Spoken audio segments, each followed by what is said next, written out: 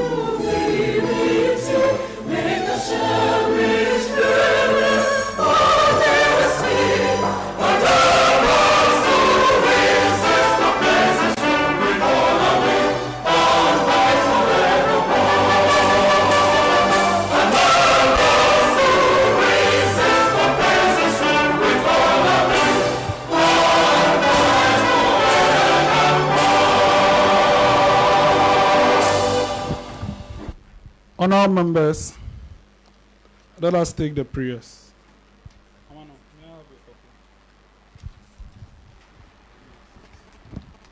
Honourable members, let us pray. Almighty God, we humbly beseech thee to look with favor upon this Youth Impact Parliament. Grant that it may perform its high duty as in thy sight.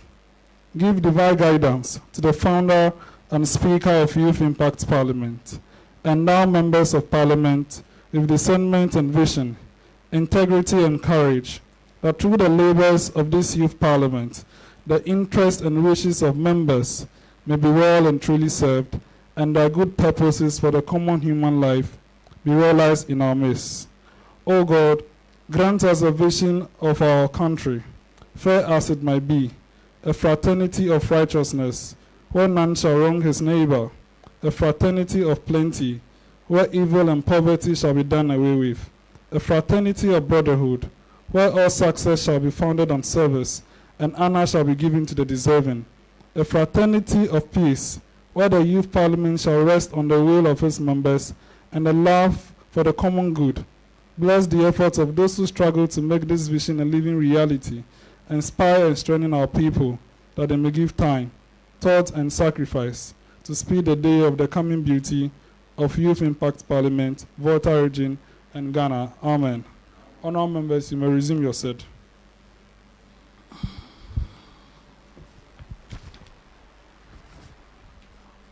Honourable members, in accordance with parliamentary practice, we have to adopt the order paper for today's sitting. But I believe the order paper is set from discussions in the Speaker's lobby. On that note, if any of the leaders available can move the motion for the adoption of the order paper. Majority Leader, kindly move the motion for the adoption of the order paper. Thank you, Honourable Speaker. Mr. Speaker, I respond to Hon Majority Leader. In the absence of any resolution, I move for a commencement of today's sitting. Thank you very much. Thank you very much. Minority Leader, kindly second the motion.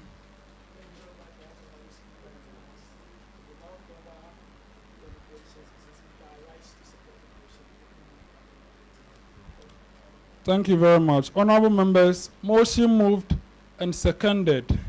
I now put the question to the House. All honourable members in favour of the motion say aye. Aye. Not in favour say nay. The ayes have it, the motion carries. Therefore, the order paper for today stands as the working document for today's business. Honourable members, we'll now proceed to item 3 on the order paper. Before we proceed, Reverend Roger Titriku, your seat is in front here. If you can kindly come and sit in front of us with the order. Oh, okay. Thank you very much. Honourable members, we move to item 3 on the order paper, which is the welcome address. I now respectfully invite the co-founder, Mr. Elikem Agbo, to mount the podium and deliver the welcome address for today's sitting.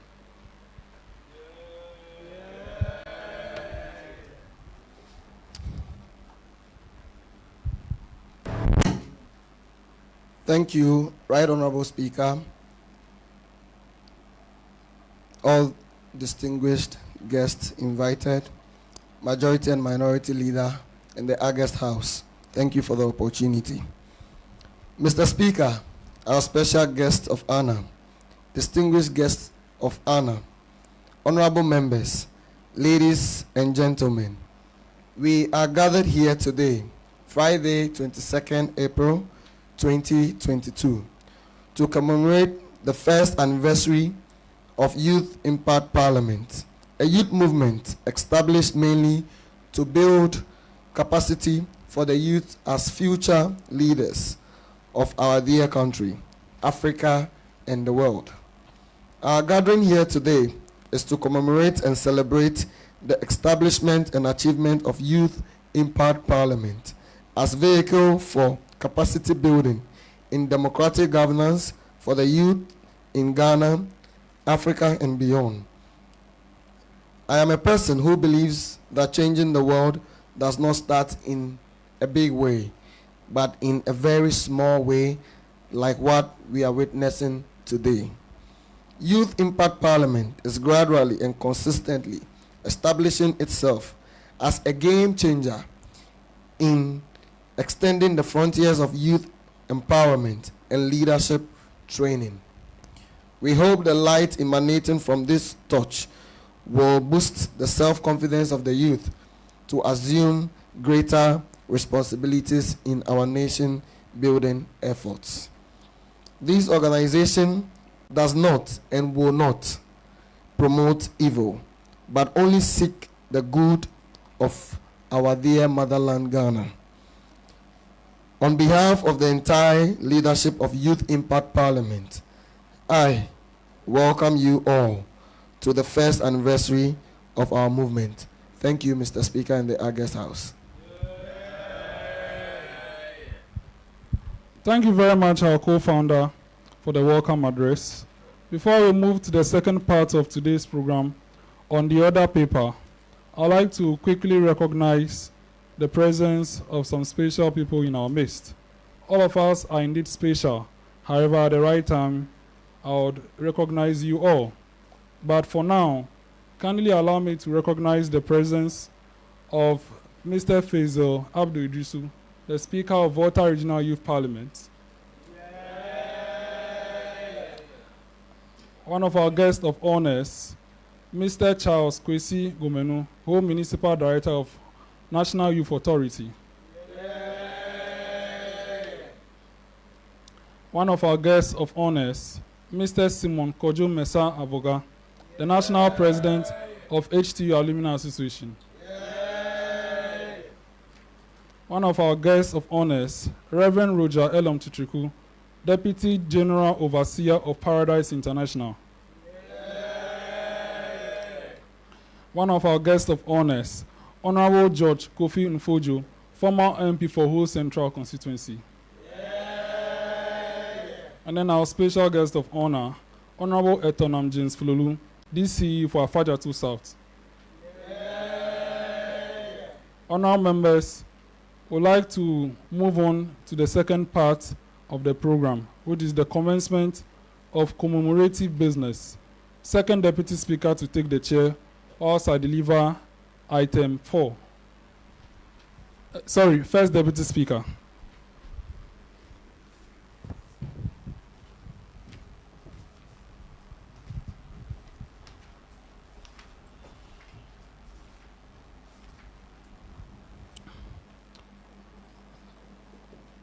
Mr. Speaker, honorable guest of honor, distinguished guest of honor seated here, honorable members, ladies and gentlemen, Youth Impact Parliament is a youth movement based in whole Ghana and founded on the 22nd of April 2021 by Jones Amegsahie-Viglo, a young intellectual political activist who is passionate about parliamentary democracy and African unity.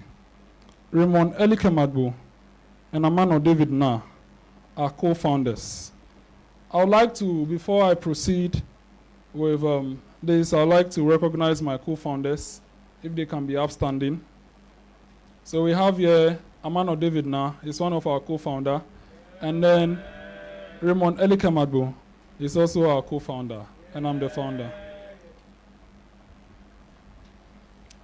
The founding of the movement was precipitated by his frustration and the inability of African countries to achieve good governance and prosecute African unity.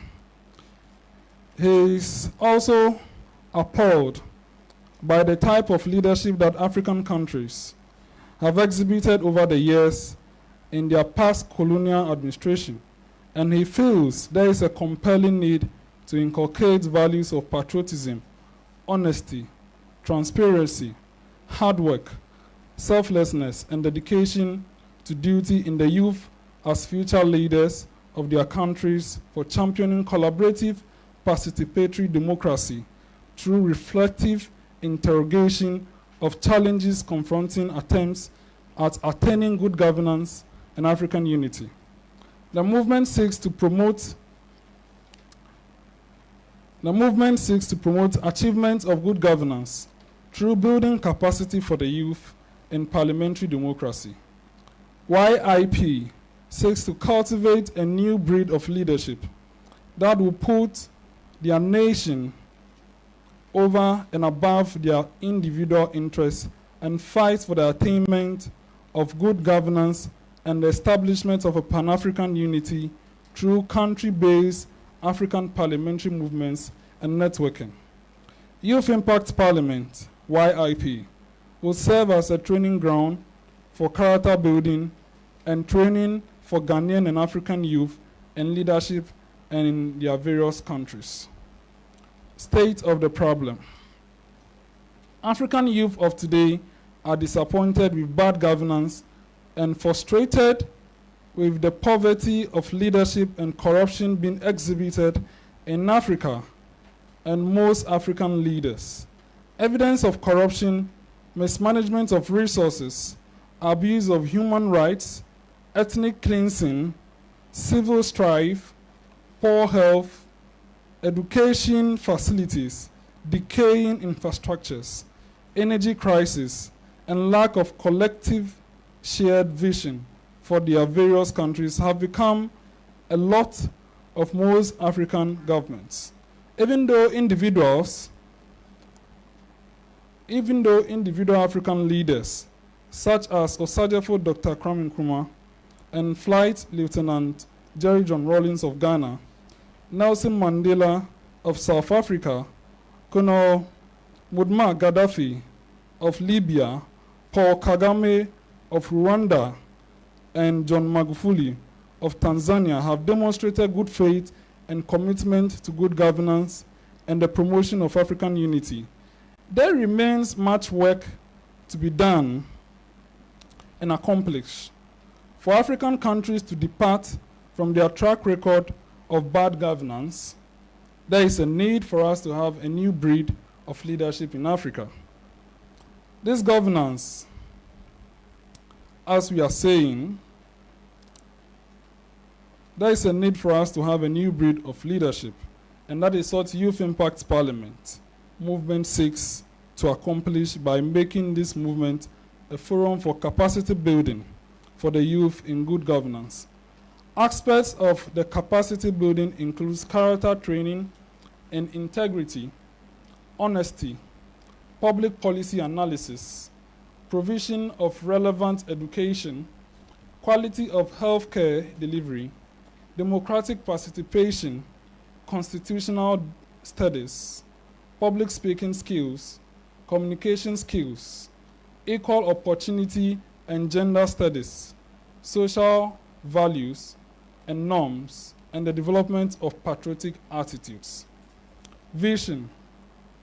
Youth Impact Parliament movement seeks to become a virtual youth Pan-African parliament of excellence in character training for good governance and democratic values for the youth in Africa and in general, most specifically Ghana in particular. Mission. Cultivation of a new breed of African young leaders with integrity and incorruptible character for national development and achievement of good governance, and African unity. Objectives of Youth Impact Parliament. 1. To create an enabling environment for the youth to build their character in integrity and selflessness. 2. To create opportunities for the exposure and parliamentary process and procedures for youth democratic leadership. 3. To promote and serve as a training ground for the youth in act of public speaking. 4. To create linkages with parliamentarians and other state officers for expanding the frontiers of parliamentary knowledge, skills, and attitude among African youth. Honourable members, I'm now going to outline the past activities that we have done since establishment. That was exactly 1 year ago. Since establishment, we have held a number of activities, both physical and virtual sittings. These are the records of sittings held. First pilot sitting was held on Saturday, 8th May 2021. We had our second pilot sitting on Saturday, 26 June 2021. Then we had our third pilot sitting on Saturday, 8th August. So we had 3 pilot sittings and we dissolved the pilot parliament. As a matter of fact, it was called HTU Youth Parliament by then. So on that day, we inaugurated and formed Youth Impact Parliament. It started a long while, but it just had a different name at the starting. So on that same day, we had the first regular sitting. Then we had our second regular sitting on Sunday, 10th October 2021. Let me just unveil some of the sacrifices our members have done. We started giving out, refreshing our members with the regular item 13 from the second regular sitting. That means from all the first sitting, they were sacrificing even their tummy. God bless you all. So we had our third regular sitting on Monday, 15th of November 2021. We had our fourth regular sitting on Sunday, 20th February 2022. That was the first one we had this year. Then we had our fifth virtual regular sitting on Tuesday, 22nd March 2022. We had our last sitting before this one. That was on Sunday, 3rd April 2022. As we said, Youth Impact Parliament creates capacity building. So one of our medium for capacity building was our virtual leadership seminars. And then you demonstrate what you have learned at our sittings. So we had a number of capacity building seminars, which were all virtual. We had our first one with Mr. Eric Edem on Thursday, 20th of January 2022. We had our second one with Mr. Michael Elom on Thursday, 10th February 2022. We had our third one with Mr. Julius Kwame Anthony on Wednesday, 2nd March 2022. We had our fourth seminar with Honorable Peter Nosukotwe, that's the MP for Akachino, if I'm right, on Thursday, 10th March 2022. We had our fifth one with Her Excellency Lilian Saliado on Tuesday, 15th March 2022. We had our sixth virtual leadership seminar with Mr. Faisal Abdul Idrisu on Thursday, 24th March 2022. We had our seventh virtual leadership seminar with Reverend Roger Elam Titriku on 1st April 2022. We had our eighth virtual leadership seminar with Mr. Eric Noama Koranche. That was on Thursday, 7th April 2022. Then our ninth one with W.H. Kobina, London, on Thursday, 14th April. All these virtual leadership seminars that we had were accordingly uploaded on our Facebook page and our YouTube channel. So if you are interested, kindly go and watch them there. Some other unique activities we had was International Women's Day panel discussion on Wednesday, 9th March 2022. Then our second special program, which is today's special anniversary, special sitting held today, Friday, 22nd April 2022. So as I said, we make use of virtual social media handles to promote our vision. We have a lot of WhatsApp groups. We have two main ones that are open to the public and then some for special businesses. We have a Facebook public page, a private public group, private group, and then a normal page. We have an Instagram account at YIP Ghana, a Twitter account at YIP Ghana. We have a Telegram group, and then our YouTube channel. I indulge you all to follow our YouTube channel, and then let's increase the number of subscribers. Recommend us. Youth Impact Foundation. There will be a foundation called Youth Impact Foundation. The foundation will be focused on seeking funds to support the vision and mission of this parliament. The foundation will as well freely offer leadership training to SRCs of tertiaries in Ghana and prefectural boards of SS, specifically in the Volta region. The leadership of the foundation will have an executive director, administrative director, and finance director. And then we'll also have patrons and trustees at the appropriate time. Finances. As of now, virtually all costs of operations and programs is borne by Jones Amegsahie-Viglo, the founder. We wish to appeal to all here and listening to us, support us freely from their heart from time to time. Legality. On Tuesday, the 12th of April 2022, YIP officially registered with National Youth Authority. Can I hear to that? Efforts are underway to register the movement with the Registrar's Department of the Republic of Ghana. Future plans. The association or the organization will be introducing, actually we have already introduced youth representation, youth constituency representation. That is, we are looking at Volta regional constituencies, Oti regional constituencies, Eastern region and Greater Accra in the composition of our second parliament.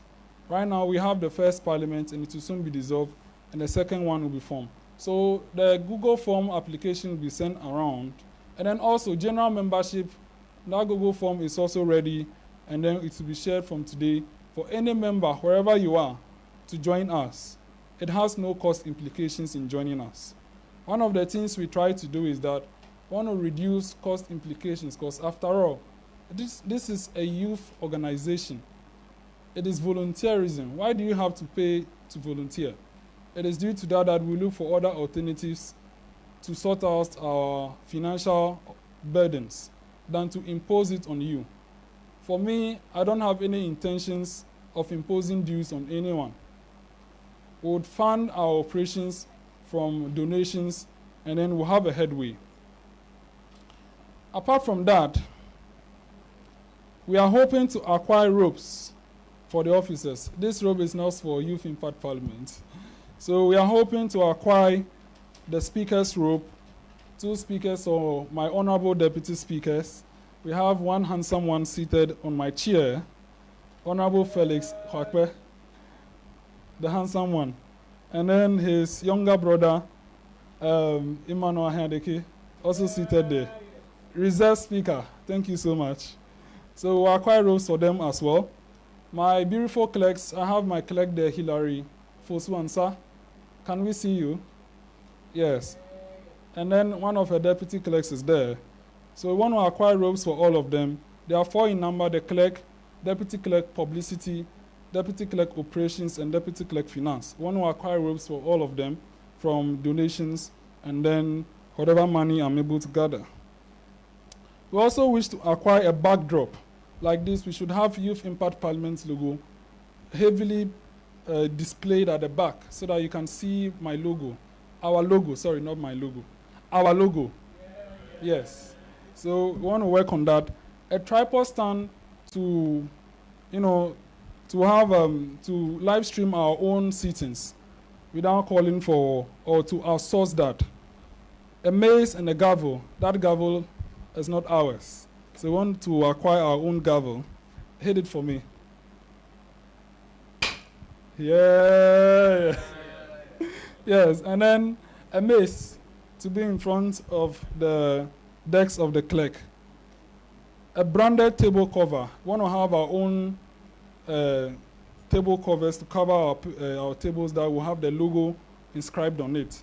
And then electronic devices like phones and then laptops to stream our and then if possible a router to stream our sittings and then whatever program that we have. Conclusion. Right Honorable Speaker, Youth Impact Parliament has come to stay. Let us support this vision of this honorable parliament. Thank you very much.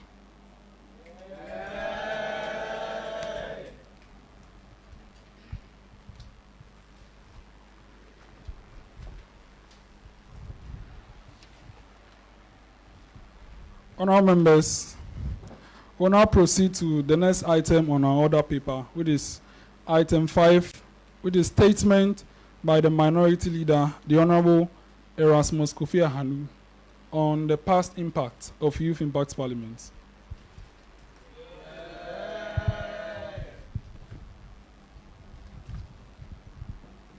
Thank you very much, Mr. Speaker in the House. I stand on the existing protocols to deliver the statement. Impact of Youth Impact Parliament on its members. Mr. Speaker, I count myself most opportune to be a member of Youth Impact Parliament. Ever since its inauguration, Youth Impact Parliament has never ceased to sparkle awe and marvel before our eyes. All honorable members of Youth Impact Parliament, present or absent, can undoubtedly render attestation that Youth Impact Parliament has given us the best grooming in countless ways. Mr. Speaker, Youth Impact Parliament was established to create opportunity for youths to be groomed in leadership roles, public speaking, parliamentary business, social norms, and values in Ghana. With your permission, I seek to abreast this honorable house with the impact of Youth Impact Parliament on its members thus far. Mr. Speaker in the House, ever since its establishment, the eloquence of members have seen a rising improvement. Can honorable members say yeah, yeah? Mr. Speaker, our members are mounting several platforms, both on media and off media. Since its establishment, Youth Impact Parliament has never ceased to widen the spotlight it has shown on members. With the inauguration of countless virtual seminars, honorable members have been privileged to have the likes of Honorable Edem Agbana and other prominent members or people in the society to tune our rationale and scope of thought toward eloquence and positive attitude towards work, toward governance, constitutional knowledge, statecraft, voluntarism, proficiency, eloquence, and positive attitudes towards work. Mr. Speaker, the magnanimity of Youth Impact Parliament can also be assessed with the aspiration of members for SRC leadership portfolios. Mr. Speaker, I would like to put it on record that Youth Impact Parliament has produced the current HTU SRC Speaker, President, in the person of Mr. Samuel Kisi Ampedu. Can we have a yeah? Indeed, Mr. Speaker, HTU SRC Vice President was also produced from Youth Impact Parliament. Mr. Speaker, he's in the person of Mr. Selom Bright Vixen. Mr. Speaker, we also have HTU SRC speakers in the person of Mr. Felix Hoakpe Adiche. Yeah. Please, we want to acknowledge our members so we can give a yeah to each member. Mr. Speaker, we also have Mr. Amanor David Narh, Mr. Emmanuel Odoi, SRC Chief Justice Mr. Wanda Jamesi, HTU SRC PRO Mr. Dola Gladstone, HTU SRC Finance Officer Mr. Hubert Agbahode, UHAS SRC President-elect Mr. Sunny Days, UHAS SRC Speaker of Parliament Miss Priscilla Efriye Adai, NASPA Vice President, myself, in the person of Mr. Erasmus Ahianu Kofi. Please, my own is too small. NASPA Finance Secretary Mr. Ali Gabas Osman. NASPA Wukom Miss Onais Adams. And many more I cannot mention due to time. Mr. Speaker, there are several names and platforms that time won't permit unveiling. However, with the aforementioned, there is no denial the Youth Impact Parliament is on the verge of producing leaders who will manage the affairs of our economy in the near future. Mr. Speaker, with this said, I thank you. Honorable members, thank you very much. Thank you very much, our Honorable Minority Leader. We'll now proceed to item 6 on the order paper. Statement by the Majority Leader, Honorable Amanor D, on the expected future impact of this House.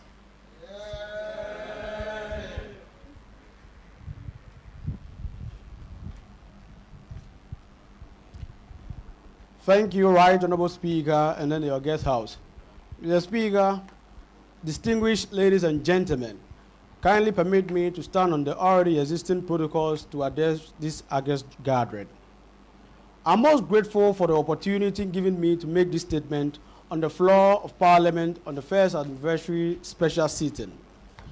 Mr. Speaker, looking at where Youth in Parliament started from and where we have reached within 1 year, it is clear to me that Youth Impact Parliament has a lot of potentials for the future. From your report to the House, just within 1 year, Youth Impact Parliament has held 9 parliamentary sittings and has also held 9 virtual leadership seminars. All these were done with limited resources available to Youth Impact Parliament. Mr. Speaker, just imagine what will happen if Youth Impact Parliament gets adequate resources for the implementation of its plans and activities. Just within 1 year, Mr. Speaker, Youth Impact Parliament has hosted a member of Ghana's Parliament, Honorable Peter Nochu Kote, and an international figure with the United Nations in Accra, a vibrant and articulate youth, and a whole lot of resource persons. Mr. Speaker, I will not be surprised if I hear that Youth Impact Parliament is hosting the Speaker of Ghana's Parliament. Can I hear a yeah for that? Yeah. The President of the Republic of Ghana. Yeah. Former presidents. Yeah. Former speakers of Ghana's Parliament. Yeah. And even Supreme Court justices of Ghana. Yeah. We have plans to invite international figures such as Professor PLO Lumumba of Kenya, and Honorable Julius Malema of South Africa in the future. Mr. Speaker, Youth Impact Parliament has potentials for the future, and I wish to urge the youth and elderly to participate in this initiative. I'm happy to see one of the youngest district chief executive in Ghana present here in the person of Honorable James Etonam Flolu. Can I get a yeah for him? Yeah. Who was appointed district chief executive at a tender age of 29 years old.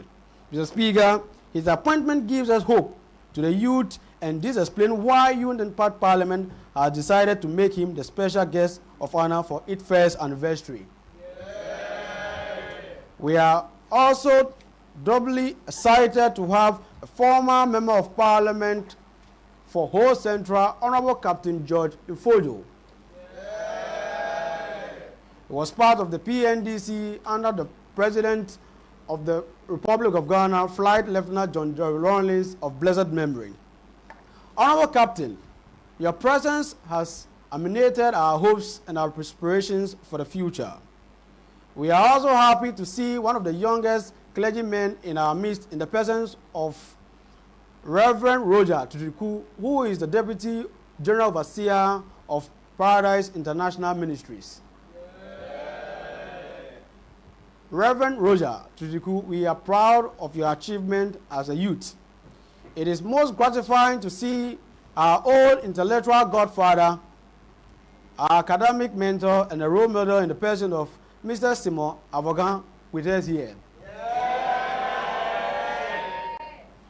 As we call him, Father Abraham, we are privileged to see you in our midst. Finally, it is refreshing to see the affable presence of the National Youth Authority Director for Home Municipal among us. Yeah. The presence of the Director of the National Youth Authority gives us the legal backing and the recognition for our movement. so that in the future nobody will tell us that we are an illegal entity. Can I hear a yeah for that? We are particularly grateful to you, Director, for your endorsement. Mr. Speaker, I know and believe that Youth Impact Parliament will become a formidable youth movement for the achievement of national development and aspirations in the future.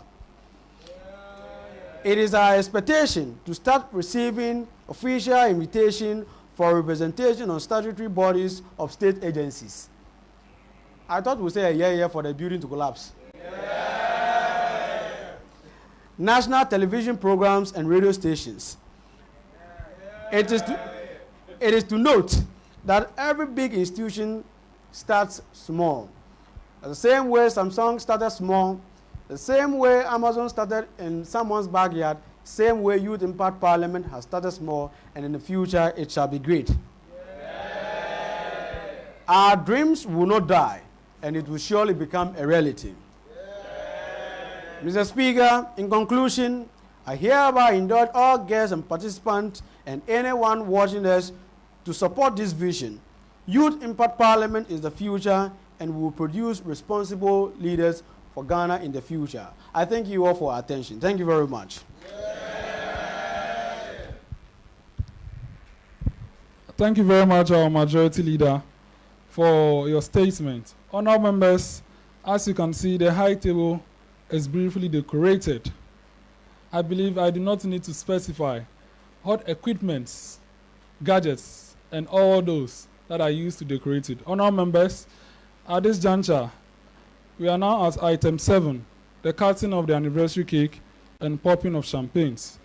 I will now respectfully invite our special guest of honor and our guest of honors to join me cut the anniversary cake.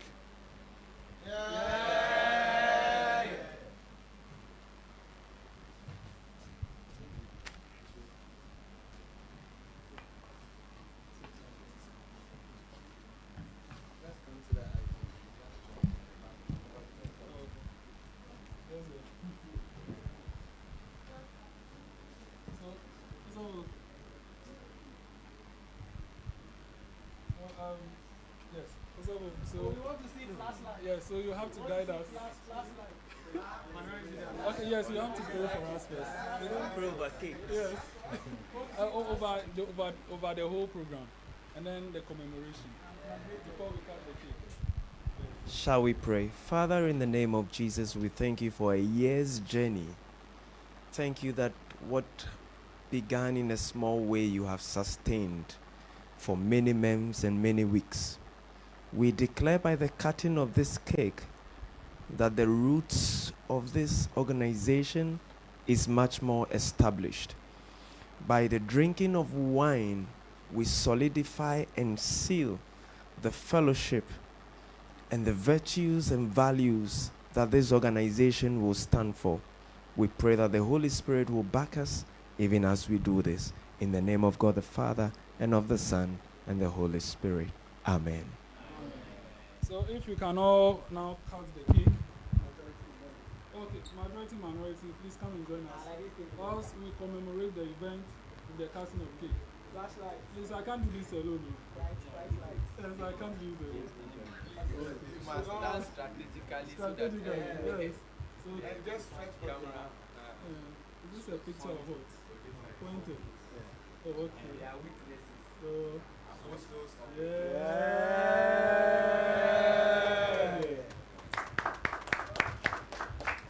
Majority and minority. So I think we'll have to cut it at a different side. Triangle, exactly. So now, position change. Okay. Oh, okay.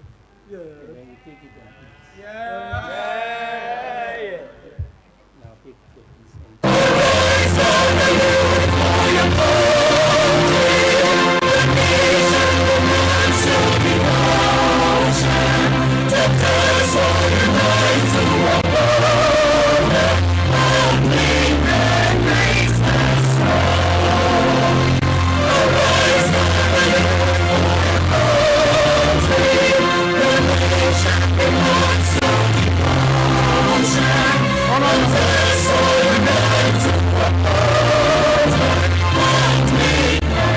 addition to the commemoration, we'll have our honorable majority and minority leaders pop the champagne for us. Please, I'm not wasting. I don't want to waste the champagne. Which caucus is winning? Majority or minority? Deputy speakers, you want to help them?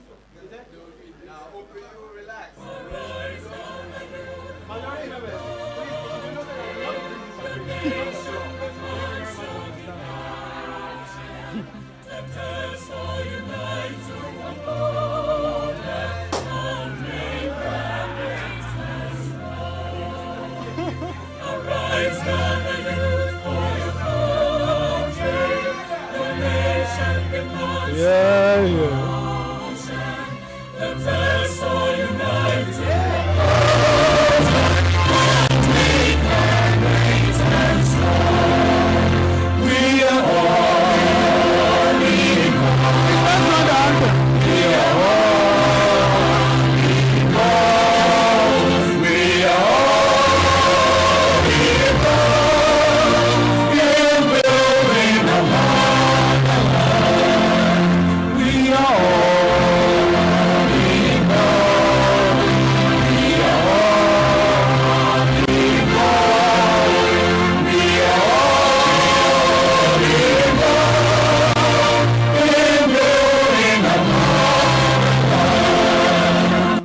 Thank you so much. So, as they share the drink, okay, so please, let's repeat the song again. DJ.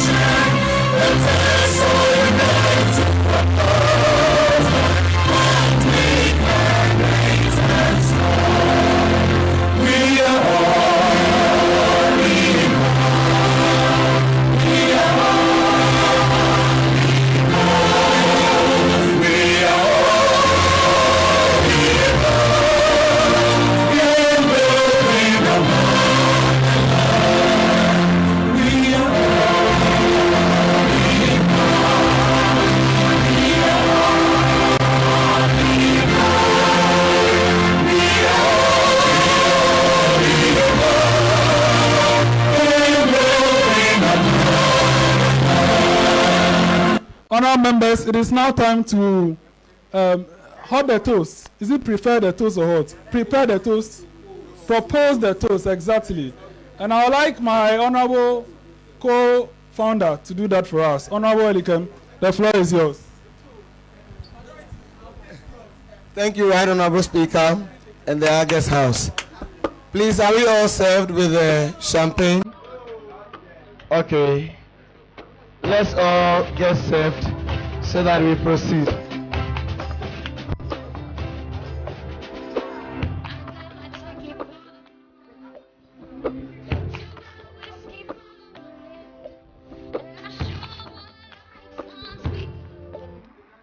Okay, please, are we all served now? Okay, shall we all raise our glasses? Okay, those of you who don't have the glass, you can just raise your imaginary glasses. Those of you who don't have the champagne yet, raise your imaginary champagnes, okay? So you go after me. Thank you, DJ. Thank you, DJ. Thank you, DJ. Okay, we propose this toast. Can you please repeat after me? We propose this toast to Youth Impact Parliament for more success, for more victories, for more impact, and for us to be heard all over the world. Cheers.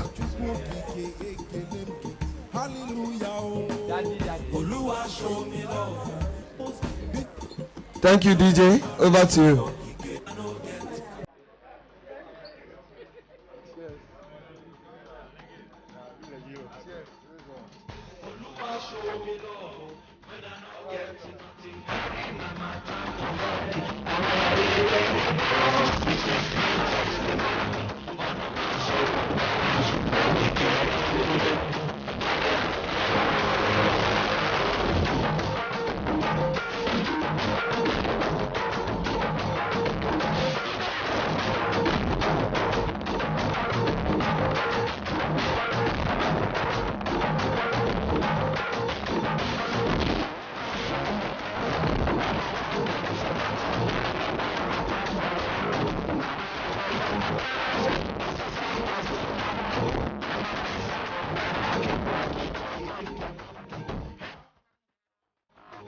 Honorable members, it appears the festivity is indeed going on well.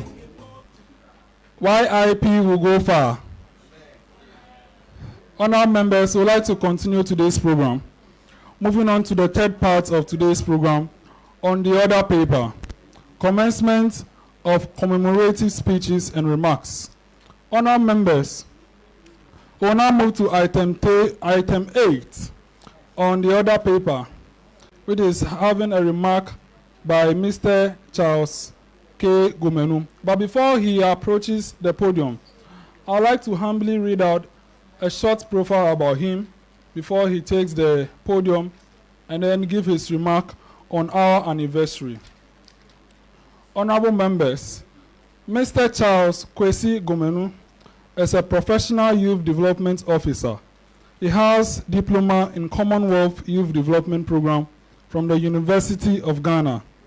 He holds Bachelor of Arts in Social Behavior and Conflict Management from the University of Cape Coast. He is a final year Masters of Arts in Sociology of Peace and Security student at the University of Cape Coast. He has spent 11 years working in the youth sector and has participated in youth development work in both national and international space. He is currently the Municipal Director of National Youth Authority for Home Municipality. Honourable members, I respectfully invite our guest of honor, Mr. Charles Kwesi Gumenu, the Home Municipal Youth Director, National Youth Authority Director, to approach the podium and give us his remarks on our anniversary. Yeah.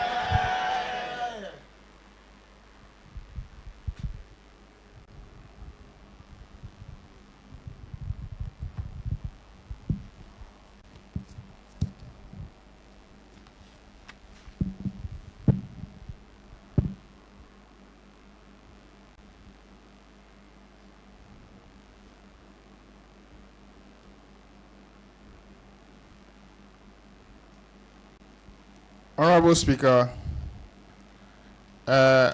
honorable invited guests, honorable members, ladies and gentlemen, good afternoon. I'm so refreshed to be part of this August House. Youth Parliament concept is something designed by the National Youth Authority. It's very unfortunate most of the young people of Ghana today does not know much about National Youth Authority. One professor at the University of Ghana made a research for the year 2019-2020, and he plotted a linear graph about how comparing National Youth Authority and National Youth Employment Agency. And when you look at the graph, National Youth Employment Agency is always at the top, meaning it's well known by the public than the National Youth Authority. National Youth Authority is the only government agency established in the year 1974 by an Act of Parliament, formerly known as National Youth Council. Then the name keep on changing, and now we are National Youth Authority.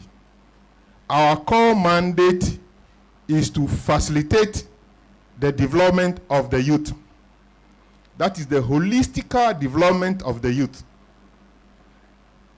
And per the law or the policy, people with the age bracket of 15 to 35 years are the youth of Ghana.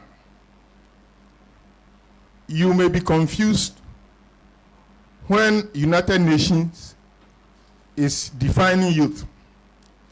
For UN, the youth are those from 15 to 24 years. But according to the African Charter,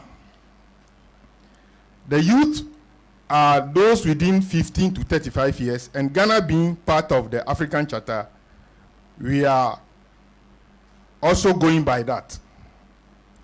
Now, when we look at the current or the recent population and housing census of Ghana Statistical Service, the youth form majority of the population. At least those below 25 of Ghana's population, they are about 57% of the total population, meaning majority are what? Youth. Now, we all know, before then, let me quote one of our illustrious sons of Ghana. He says, and I quote, "Any society that does not succeed in tapping into the energy and activities of its youth will be left behind." That's our own Kofi Ahianu.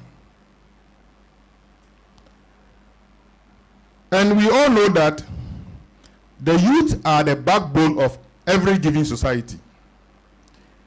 I said it's refreshing to be here because I barely know of Youth Impact Parliament less than a month ago.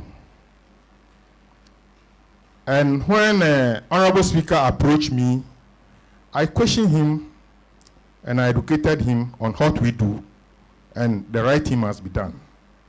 He didn't waste much time. He approached my office and picked a registration form, and I will tell you here that the Youth Impact Parliament is duly registered with National Youth Authority. What is the essence of registering with National Youth Authority? We don't work in isolation. We work with other government agencies and international organizations because we are to develop the youth holistically. You know, National Youth Employment is only taking the employment aspect of the young person. National Youth Authority is taking up the holistic development of the youth. Your mindset, your education, activity, skills, and even creating an enabling environment for you to thrive in any life endeavor. So we have started working barely some few weeks ago, but I'm impressed of what I've seen here today. The only observation that I'm not happy with is the honorable members who are female are relatively small or low. I hope we can work on that. Yeah, because the world is changing. Even if you go according to the statistics of the recent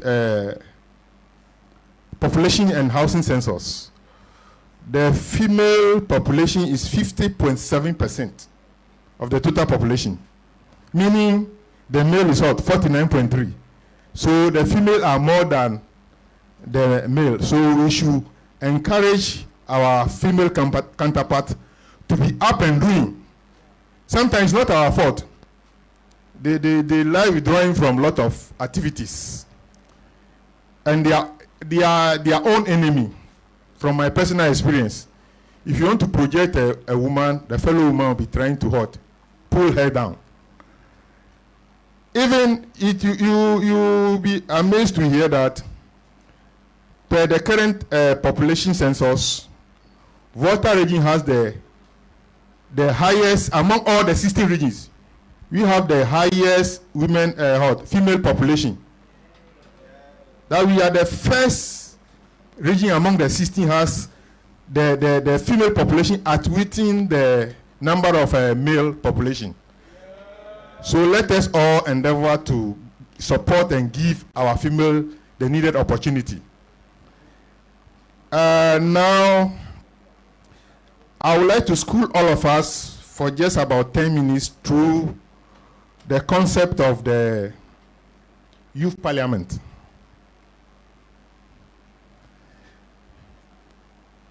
We have a manual that guides the Youth Parliament.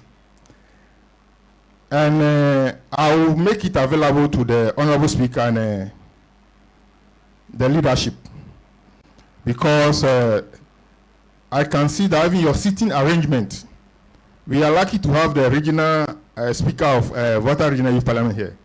The city arrangement, something must be done about it. There's a diagram attached to the manual that I will be giving out to the leadership so that you work on it. Because I can see that you are into a serious business here. For that one, I'm so per the National Youth Act at 2016 at 939, you can all use your phone, Google on the net and read. You are supposed to register all activities of the youth with the National Youth Authority. The registration is in two categories. It can be a youth-led activity or a youth-focused activity.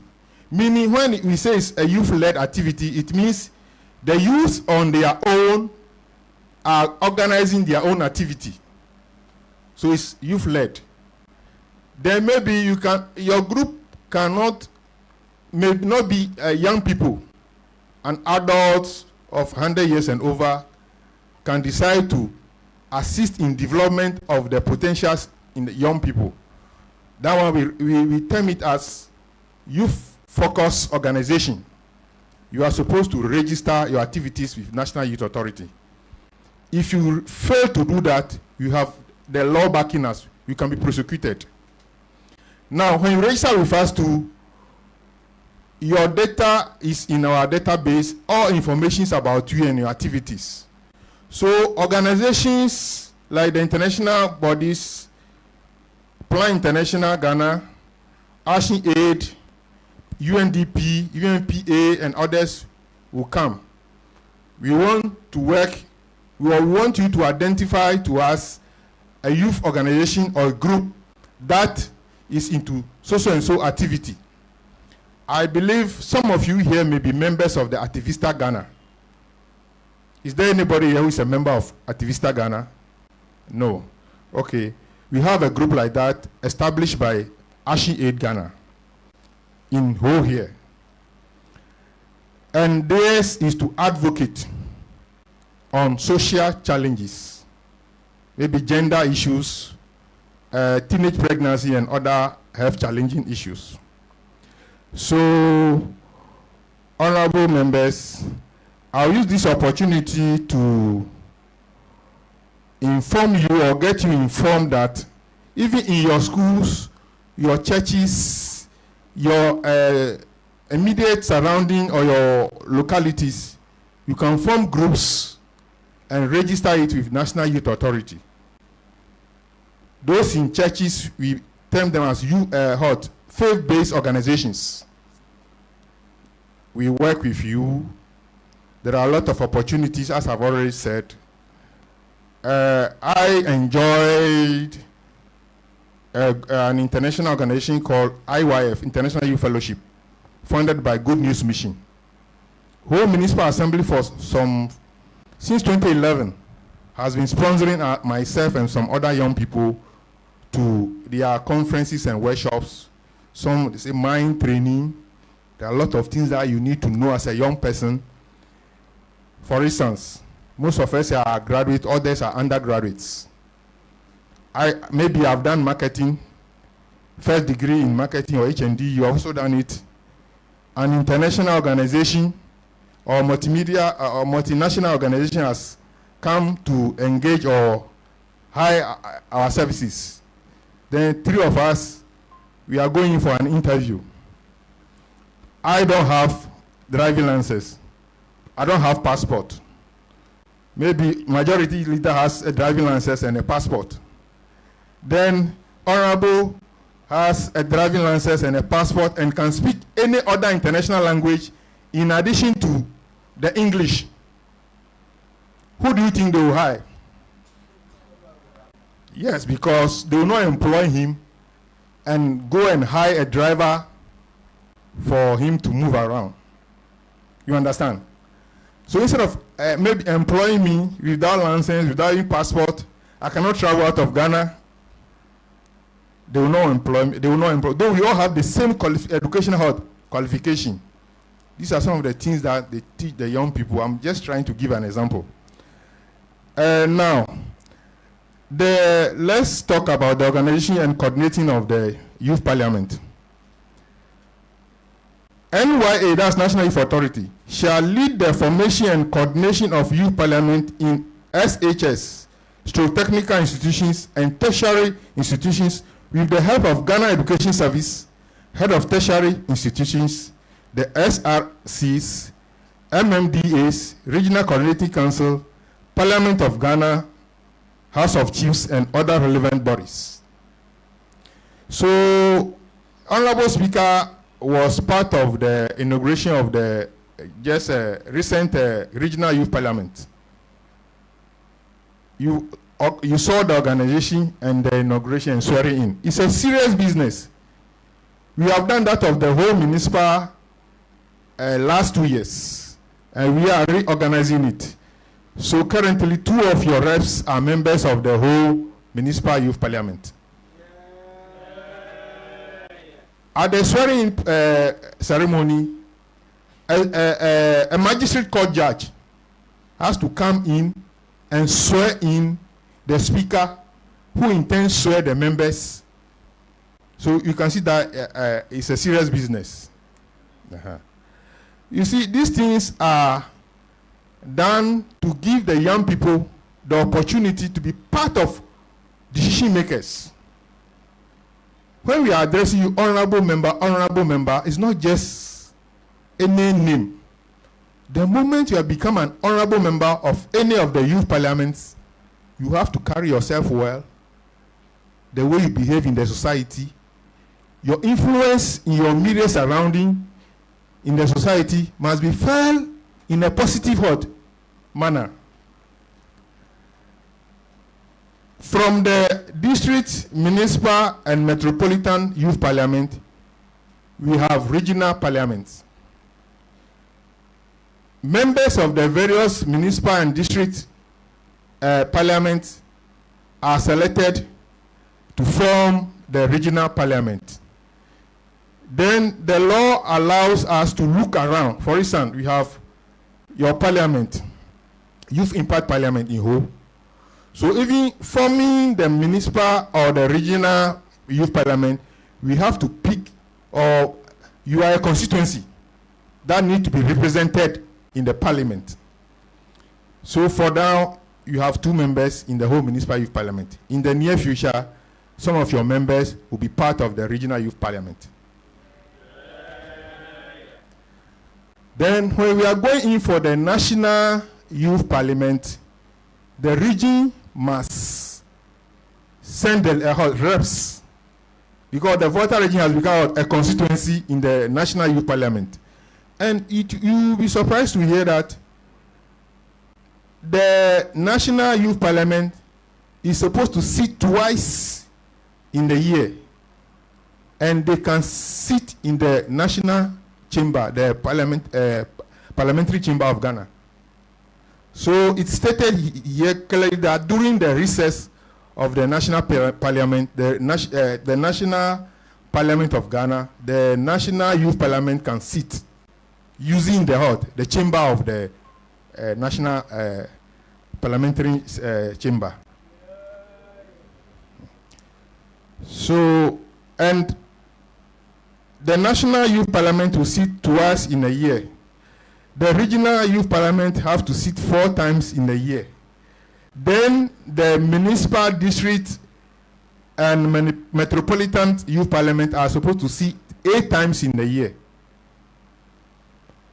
Other youth parliaments, such as those in the tertiary institutions, the senior high and others, can also sit 8 times in the year, depending on the academic calendar. So, honorable members, I will indulge all of us to devote our time once we have become members of the Youth Impact Parliament. It will help all of us. We are supposed to look around Ho and its environs, identify social challenges, debate on it. We can prefer solutions that we can approach duty bearers. When I say duty bearers, example is the municipal chief executive, the environmental health officer, the municipal health director, the social service, the social welfare director. That maybe this is what the Youth Impact Parliament has identified.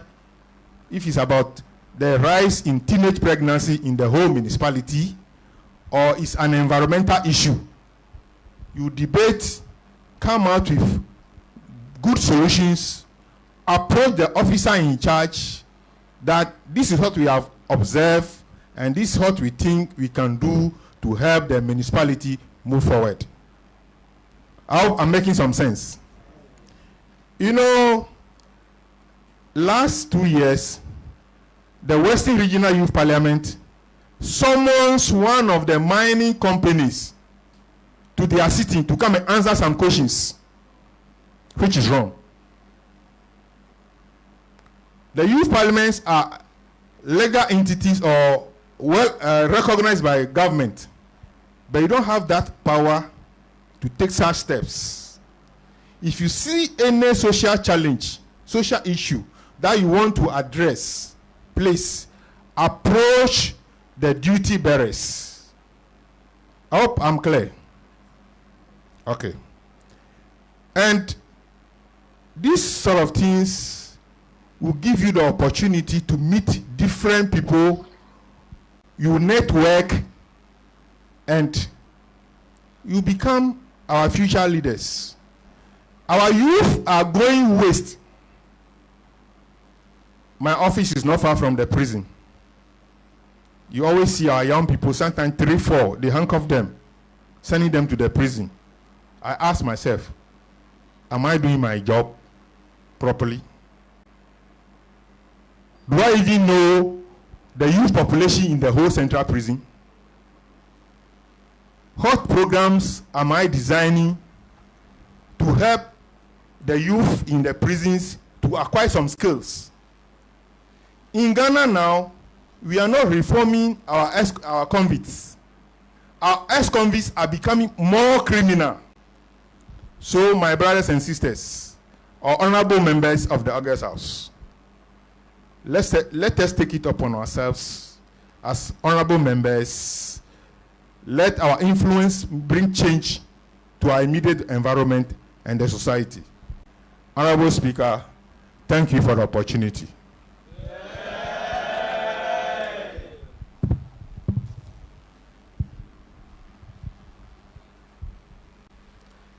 Thank you very much, the NYA Municipal Director, who is in the person of Mr. Charles Kwesi Gomenu. Thank you very much for your commemorative remarks. Honorable members, on the order paper, we proceed to item 9 on the order paper. Remarks by Mr. Simon K.M. Avoga. Before I invite him to mount the podium, I'd like to quickly read a short or brief profile about him. Mr. Simon Kojo Amegsahie-Viglo is a lecturer at the Department of Marketing of Ho Technical University, and he is also acting as the head of department. Mr. Avoga is the national president of Ho Technical University Alumni Association. He holds an HND in marketing from Ho Polytechnic, Bachelor of Marketing from GIMPA. He also holds Masters in Business Administration, that is MBA, and also Masters of Philosophy in Business Consulting and Enterprise Risk Management from KNUST, Kumasi. Mr. Avoga is equally a PhD candidate. Honorable members, I respectfully invite our guest of honor, Mr. Simon Kojo Amegsahie-Viglo, the National President of HTU Alumni Association, to mount the podium and speak to us.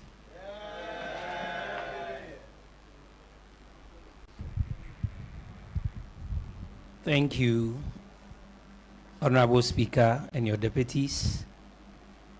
Honorable MC, you are DC. Oh, okay. Flolu, your dad is my council chair.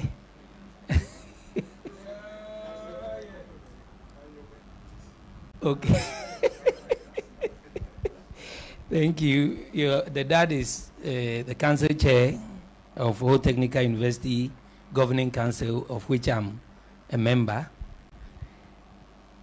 Honorable, all due respect, my body, Captain, Honorable Captain Infojo, when you were giving the description of him, I felt that you left out so many things.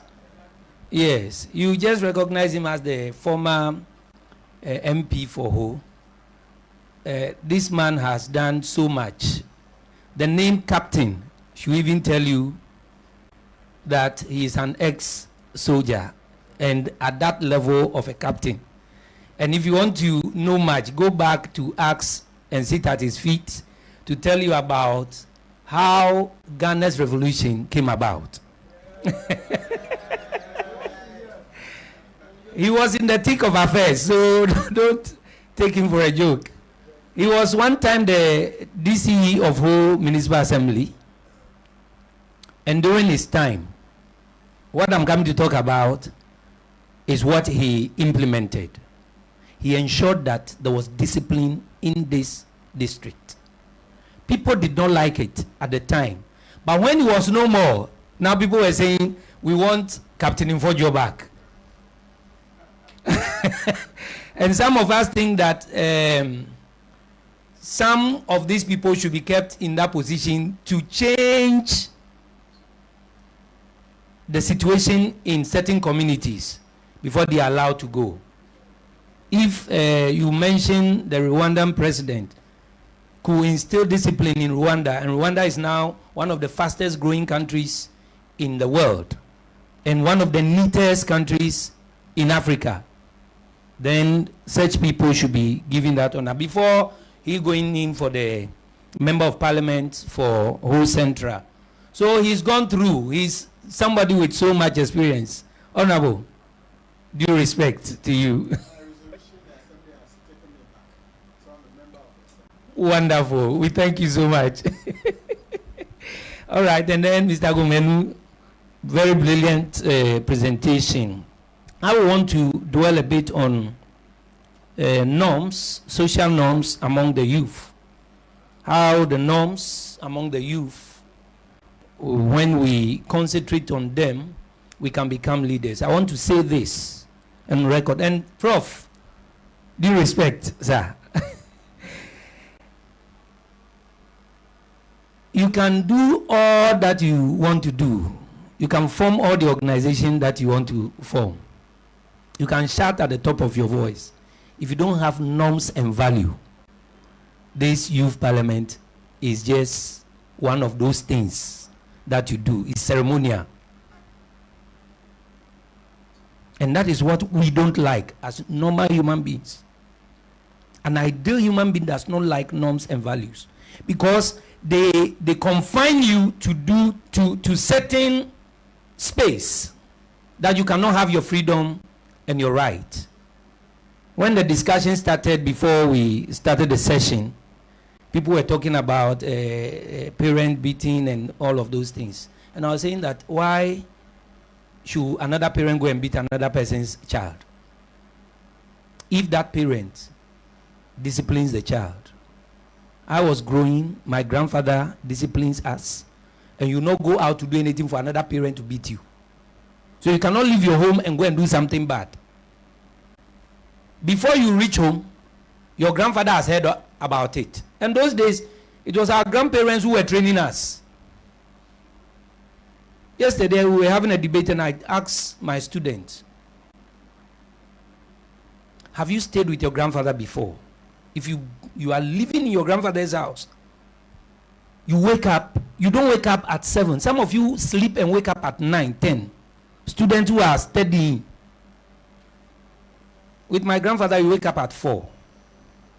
You get to the kitchen. You sweep there. You fetch water, fill the pot. Discipline. What do we have?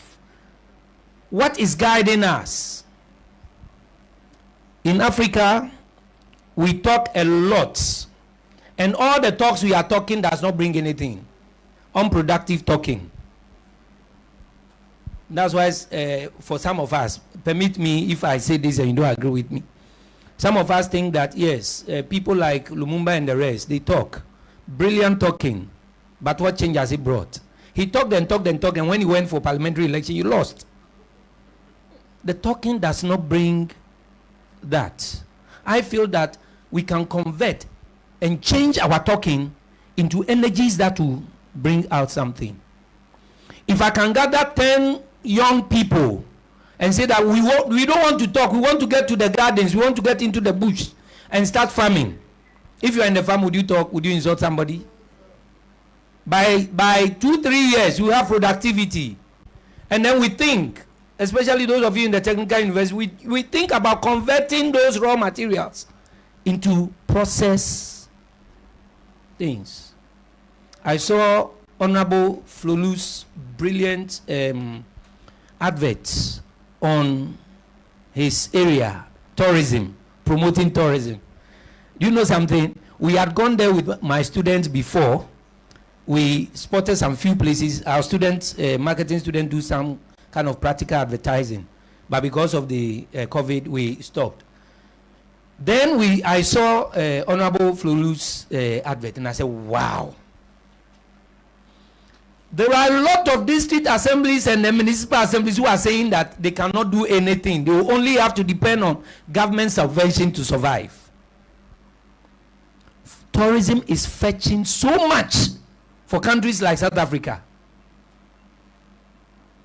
And I'm believing that one day Honorable Flolu will create other jobs and employ more young people for the tourism sector in that area. What can we do? We are talking too much. 2, we blame everybody and everything except ourselves. For years, Africans have blamed colonialism. I've been having an argument with my past students, this thing. And to the extent that somebody is saying that the whites came to wipe our brains.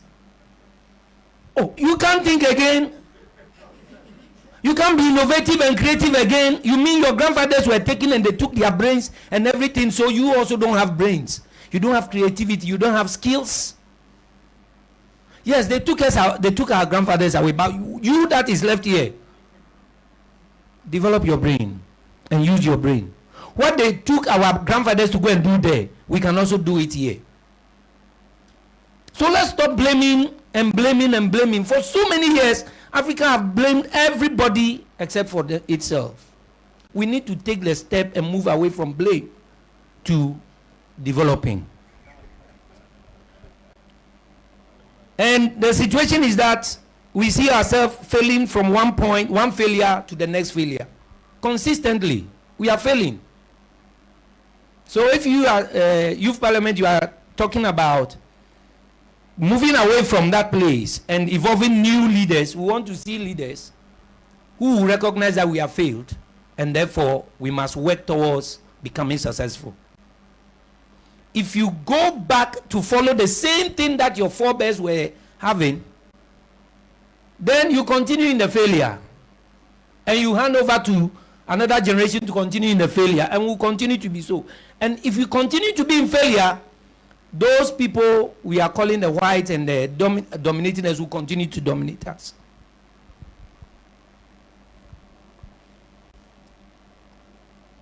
It is time for us to point at a solution.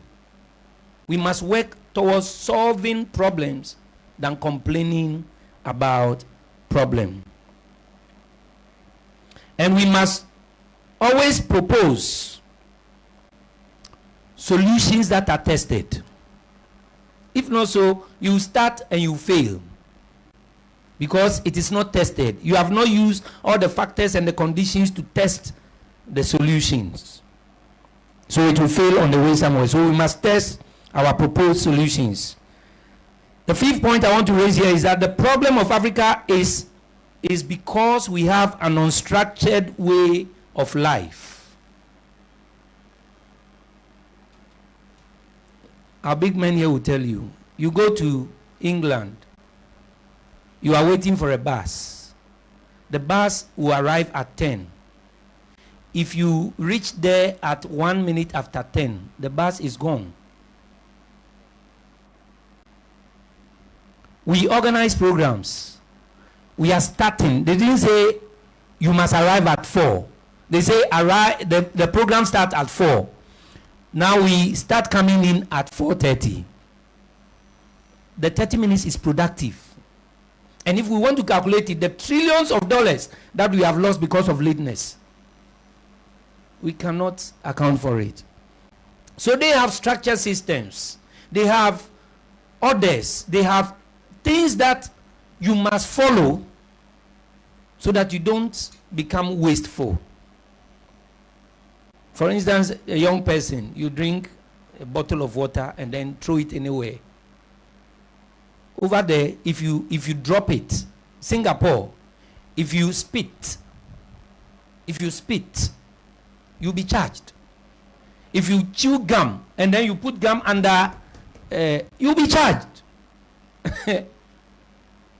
But that is what we like doing.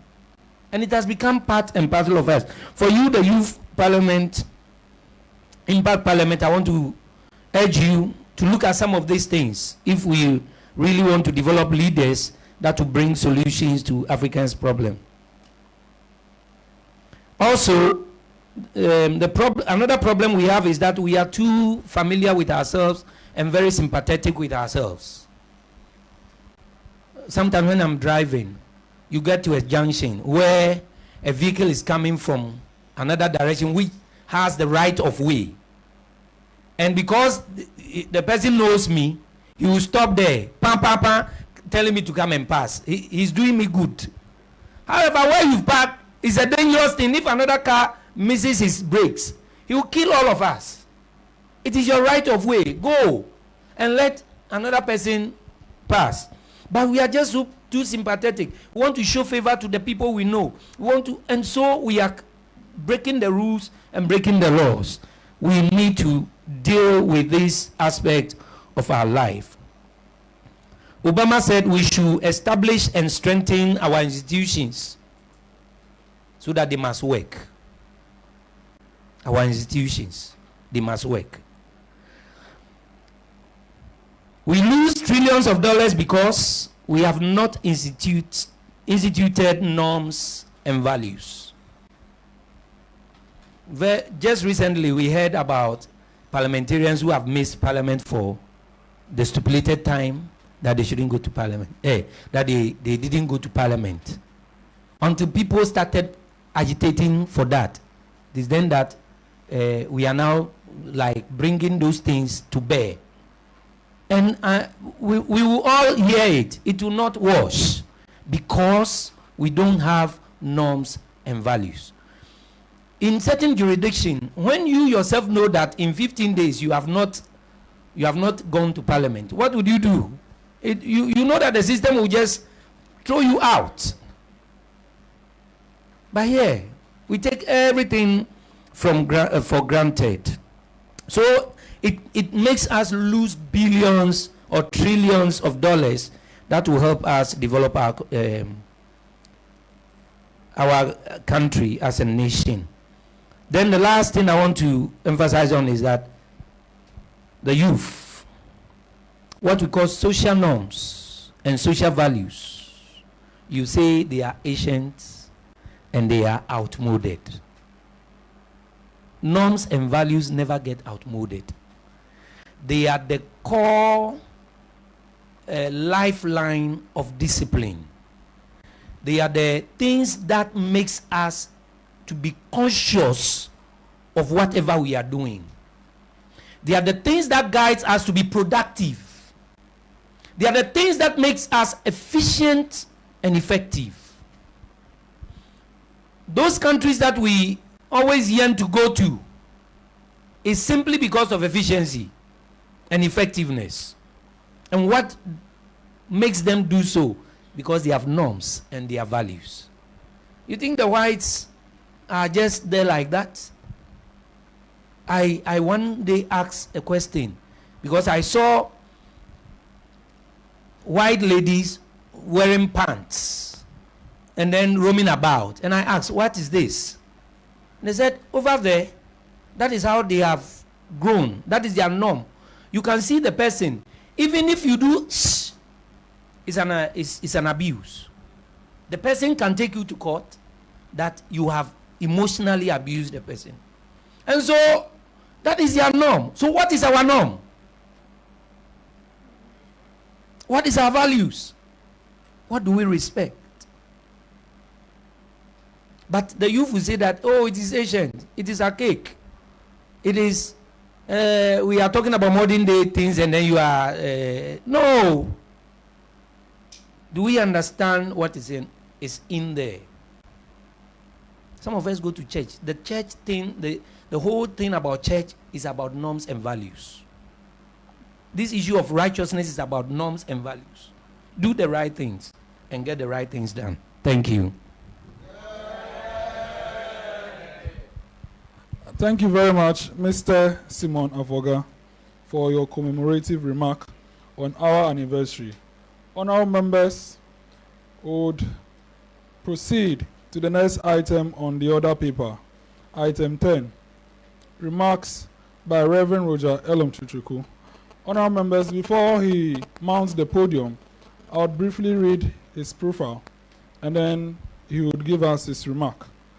Reverend Roger Elom is the resident pastor of Whole Central Assembly of Paradise International. Here, let me just say that he has given us this auditorium to use for our sitting. We normally meet at the JCR, of which we have the opposing bench parliamentary sitting arrangement. But today we are using here because the JCR is being used. So he has given us this place for our anniversary. Yay! In recognition of his dexterity, tenacity, and commitment to his calling, the General Council of Elders, on the recommendation of the steering committee, appointed him as the Deputy General Overseer of the Church in August 2019. Reverend Chitriku served as the youth pastor of Paradise International from 2012. He is humorous, dynamic, compelling, and charismatic in his style of preaching and communicating the word of God.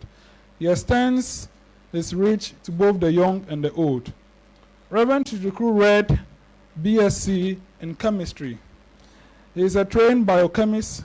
He's a trained biochemical scientist. That means he's adding the chemistry to the word of God as well. Let's give him a here for that. Yeah. He holds a postgraduate certificate or postgraduate certificates in project management, record management, and archive administration for electronic and paper management.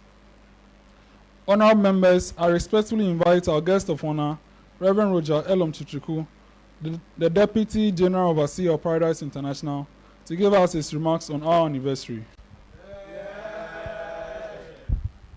Thank you very much. I think you omitted the University of Ghana. We don't joke with the University of Ghana, Mr. Speaker. So the BSc was from University of Ghana. Thank you. Mr. Speaker, distinguished ladies and gentlemen, kindly permit me to stand on the existing protocols that were established earlier. I want to bring you fraternal greetings from the church. We celebrate YIP on their 1-year journey, and kudos to the things you've done and then the things we are seeing today. God give you grace for the things that are ahead. I am not a keynote speaker, so briefly, I think coincidentally he spoke on values. I was about speaking on discipline, because the young people I think are missing out on a lot of things. Youth have power. in Ghana, there was a time, I think in 79, Captain is here. Captain is a good friend of my dad, and when my dad left, I started worrying him small when we made at places. And he can attest that I think it was in 79 that young people started marching from the University of Ghana saying, let the blood flow. But because it was the voice of young people, people were just following. The young people have power.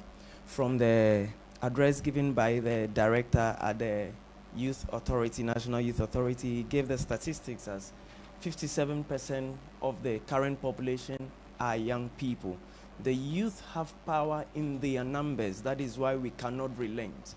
The politicians need us because they know we have the power, because we have the numbers. The pastors need us. The chiefs need us. Everyone needs us because we have the power in our numbers. Another thing that we have power in is our energy. People may not be able to stand for long. I'm not sure Honorable Flolu and the father, if we ask the two of them to stand, when Prof is standing and his son is standing, I'm sure one will sit before the other because one has energy than the father doesn't. And so youth have energy, which is also an added strength for them. But how can we divert this power into productive use? You talked about acquisition of skills.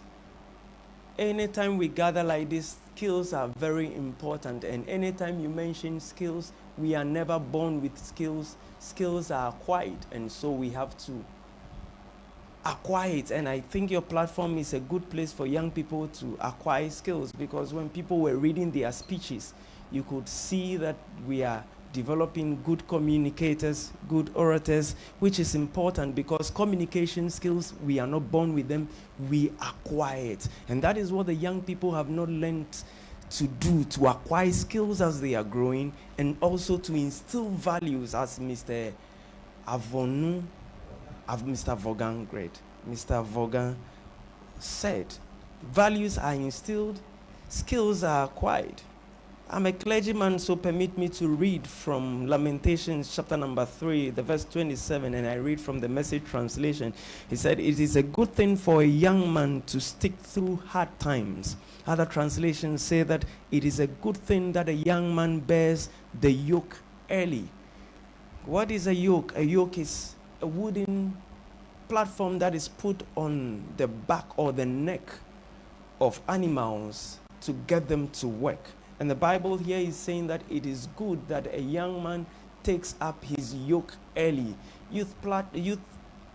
Impact Parliament is a platform for young people, and I think that is a point that we need to give them the platform to develop characters early, skills early, and instill values in people very, very early. The Bible says that it is expedient for a young man to carry the yoke of his life early. So there is a yoke of life that must be carried very early. Starting very early gives power. Starting very early shapes us, and by the time we get there, we will not make mistakes. I think most people who are in authority today, if they had started some things very early, the mistakes we are seeing now, we might not be even hearing of it because there were things they did not follow early.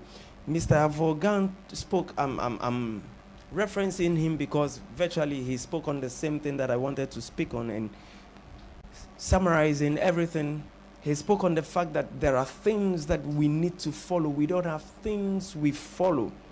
If there is a word discipline, then there is also disciple. Disciple is a follower. We must have things that we follow. Bear the yoke. The yoke doesn't bring comfort. Young people want comfort at a tender age.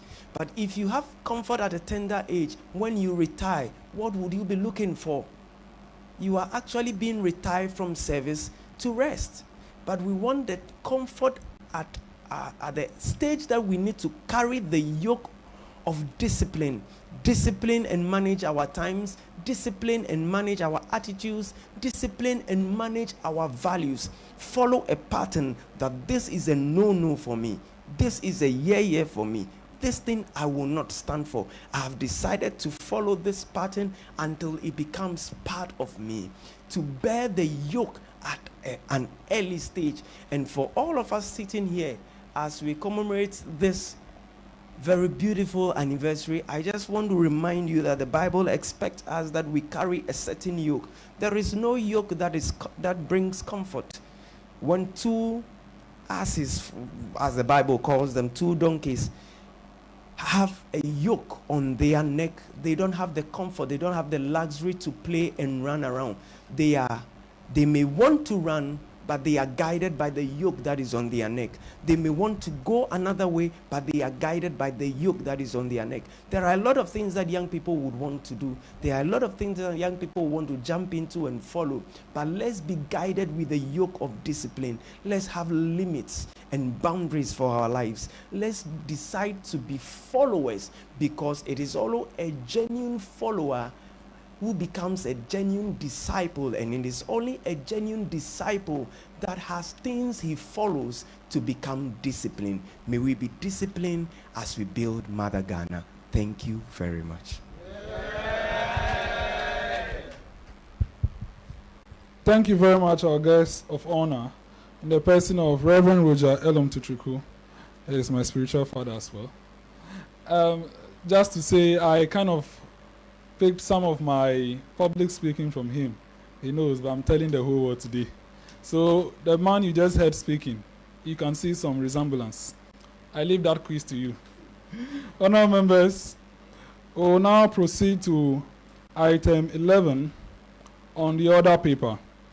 Remarks by Honourable George Kofi Ahianu. Before I invite him to mount the podium, kindly permit me to read a brief profile about him. Honorable George Kofi Ahianu is a Ghanaian politician who served as a member of parliament in the 4th and 5th parliaments of the 4th Republic of Ghana. He represented the whole central constituency on behalf of the National Democratic Congress. He was born on the 21st September 1946. He hails from Sokode, Bagbele, a town in the Volta region of Ghana. He obtained his postgraduate diploma in communication studies from the University of Ghana in 1986. I'm very sure some of you were not born by then, and myself. And certificate in public relations from the University from Frank Jeffkins School of Public Relations in London. He is a journalist and an advertiser. He worked with AGC Limited in Obuasi from 1987 to 1997. He was the district chief executive of Ho District from 1997 to 2001. He is a retired captain who worked with the Public Relations Department of the Ghana Armed Forces, and he was also the press liaison officer, press secretary of the Armed Forces Revolutionary Council, AFRC, and also the Provisional National Defense Council, PNDC governments in 1979 and 31st December 1981, respectively. Honourable members, I now invite to the podium our guest of honor, Honourable George Kofi Ahianu, former MP for Ho Central. Thank you. Thank you very much. I pray you arrange another time for me to meet you as young people so I can put some fire through you. Because as young people, the future is yours. And you can become anything you want to be. Nobody is born at this, and so he goes that way. You can be anything, but you can become what you want to be. You can start as a laborer, but you can become the biggest millionaire in town. It depends on your determination, your honesty, and boldness. I came to Ho in 1997 when a woman came to plead that I should leave my work in the gold mine in Obuasi and come here as a district chief executive. I looked at her, a relative. I looked at her.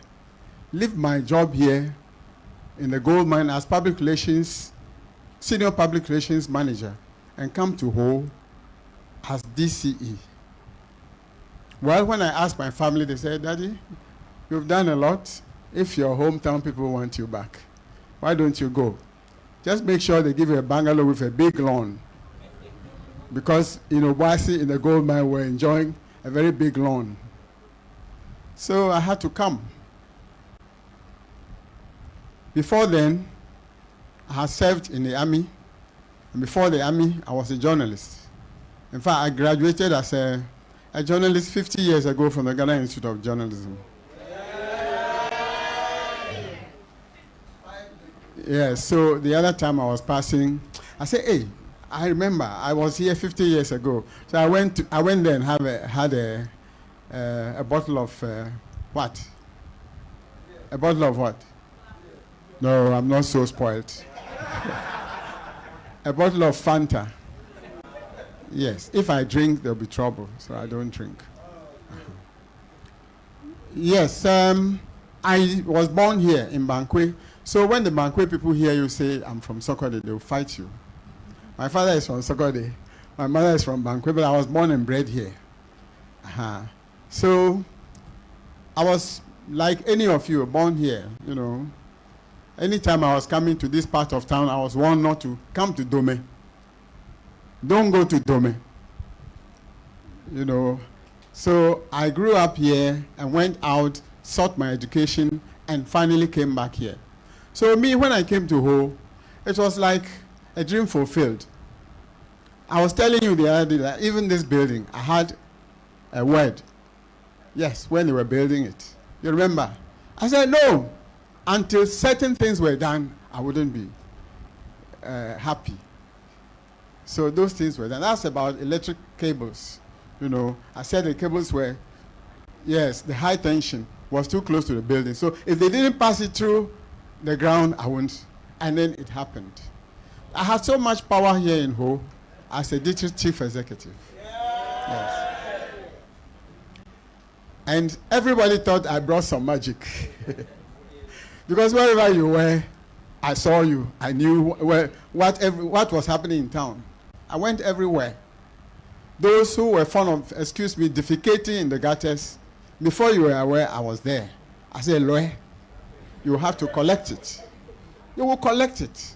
People said I forced them to use their hands. No, I did force them to use their bare hands. I said, you could use your handkerchief.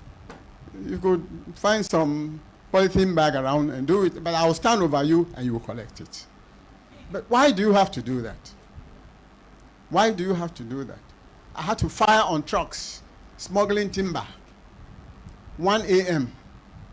I had to get down with my AK, fire from behind 30 meters, and I got the front tires. I did all this just to bring about sanity. When I came, there was no sanity at all. Ho was like a lawless place, no man's land. People did whatever they liked. But then I was close to being a youth. Because now I'm not a youth anymore, according to your definition. Yes, but when I came here, I was close to being a youth. So I had the energy to do everything. And today, I'm not surprised that the district assembly, which I headed here, has come back, by resolution to take me back to the assembly as a member. Yes. As an ex-official member, I'll be among them, I'll deliberate with them, I'll advise them, but I don't have voting rights. You see, you people have great opportunities. I had the opportunity of being a young pioneer, Nkrumah's young pioneer, when I was very young. So I don't know whether that molded my being, my behavior. But you have a great opportunity to have a platform like what you have. And you are still young and you can learn. And you can be truthful to yourselves. All that you need in this world is sincerity, truthfulness, good friendship. That's all. Anything short of that, you are not yourself. God sent us to the world, to love each other and to work together. So if you don't work for the others' well-being, then you are not productive. I believe with the education you have, you should be able to take up any ventures. Any ventures. These days, I see people doing all kinds of things. I'm not surprised that even university students are using their fees, to trade. Yeah, try anything, that yields something. But please, just make sure that you don't go too far, because you need a degree, you need a qualification. When I was invited to this podium, I was expecting to see just a few people. I thought it was virtual. But I've seen a lot of you leaving whatever you were doing to be here. And I don't want to take the sail out of the guest speakers' wings. So I don't want to say much. That's why I'm saying that give me the opportunity to come here to meet you once more and make it a bigger forum, so that the other day when the assembly invited me, most of them hadn't met me before, but they heard the work I did here in Ho. So they invited me to address them. It took 2 hours. And after that, it was a standing ovation. And they agreed that I should come back as a member of the assembly. So I want to meet you, when you have all the time. It's now past 4, and I can see some of you, wriggling in your seats. So I will thank you very much for inviting me to your forum.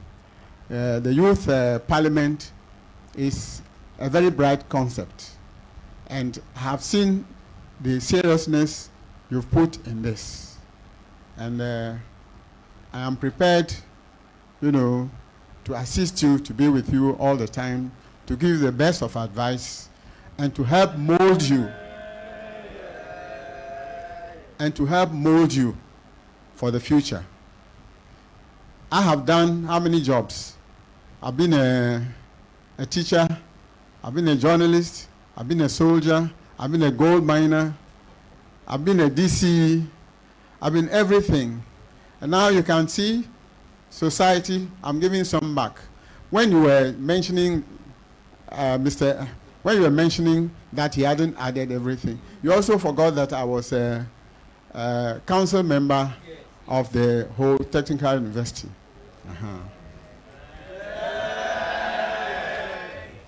So I thank you all for inviting me here and for these great experiences.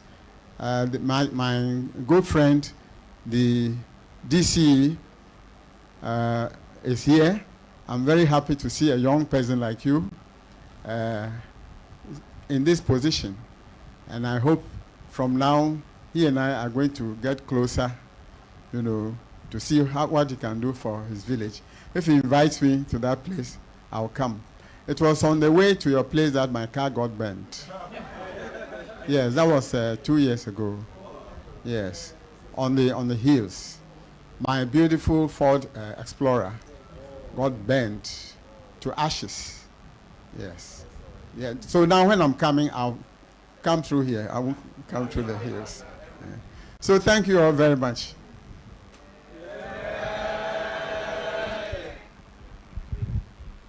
Thank you very much, Honorable. I'm so happy to hear from you, and I want to assure you that we'll create more platforms to have you, and as you have availed yourself, we would make good use of that and learn from you. We are very young, and we don't take your presence, and all our fathers who have come here, we don't take your presence for a joke. I want to assure you that is why our people have marshaled and the auditorium is full. We don't take your presence for joke. And whenever you are free, you want more opportunity to speak to us, we'll create that. So thank you so much, Honorable. We'll have you, I'll deliberate with you, and then we'll have you, whether you want it physical or virtual, we'll have you again to speak to us, for us to learn more. Thank you so much, Honorable George Kofi Mfojo, Captain, former MP for Ho Central, for your commemorative remarks. Honorable members, it is now time for us to have our special guest of honor deliver our keynote address and commemorative speech. But before I read his profile, there is an audio piece for us to hear. So let us hear that, then I'll proceed to read his profile before he mounts the podium.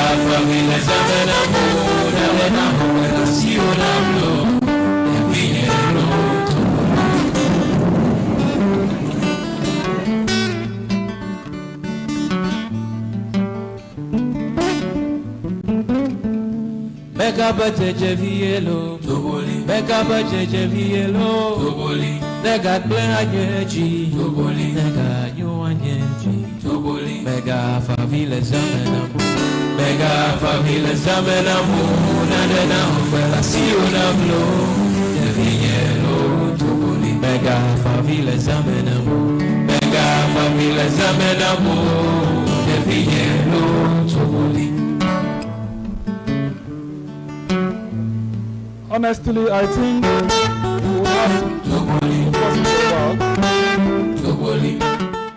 think we would have to play it when he's coming to the podium again. So pause it. Let me read his profile, then we'll absorb the song and the Honorable himself when he approaches the podium. So, honorable members, let me proceed to read his brief profile, and then we'll welcome him again with the audio piece. Honorable members, our special guest of honor, Honorable Etonam James Flolu, is a Ghanaian entrepreneur and politician. He was appointed as the District Chief Executive of Afajato South District Assembly by His Excellency Nana Addo Dankwa Akufo-Addo, President of the Republic of Ghana since 2019 at age 29. He previously served as the Executive Director at Eltor Consult and Relationship Officer at United Bank of Africa from 2014 to 2017. He contested as a parliamentary candidate during the 2020 elections for the Afajato South constituency on the ticket of the National Patriotic Party, New Patriotic Party. He read BA Honours in Political Science and Information Studies from the University of Ghana, Legon. He is an alumnus of St. Augustine's College in Cape Coast. He is a member of the Young Elected Local Official Members of West Africa and President of the Ghanaian chapter. He is a strong believer in local government and national growth through tourism and technology. Honorable members, shall we have the special guest of honor, Honorable Etonam James Flolu, DCE for Afajato South, deliver the keynote address and commemorative speech on our anniversary.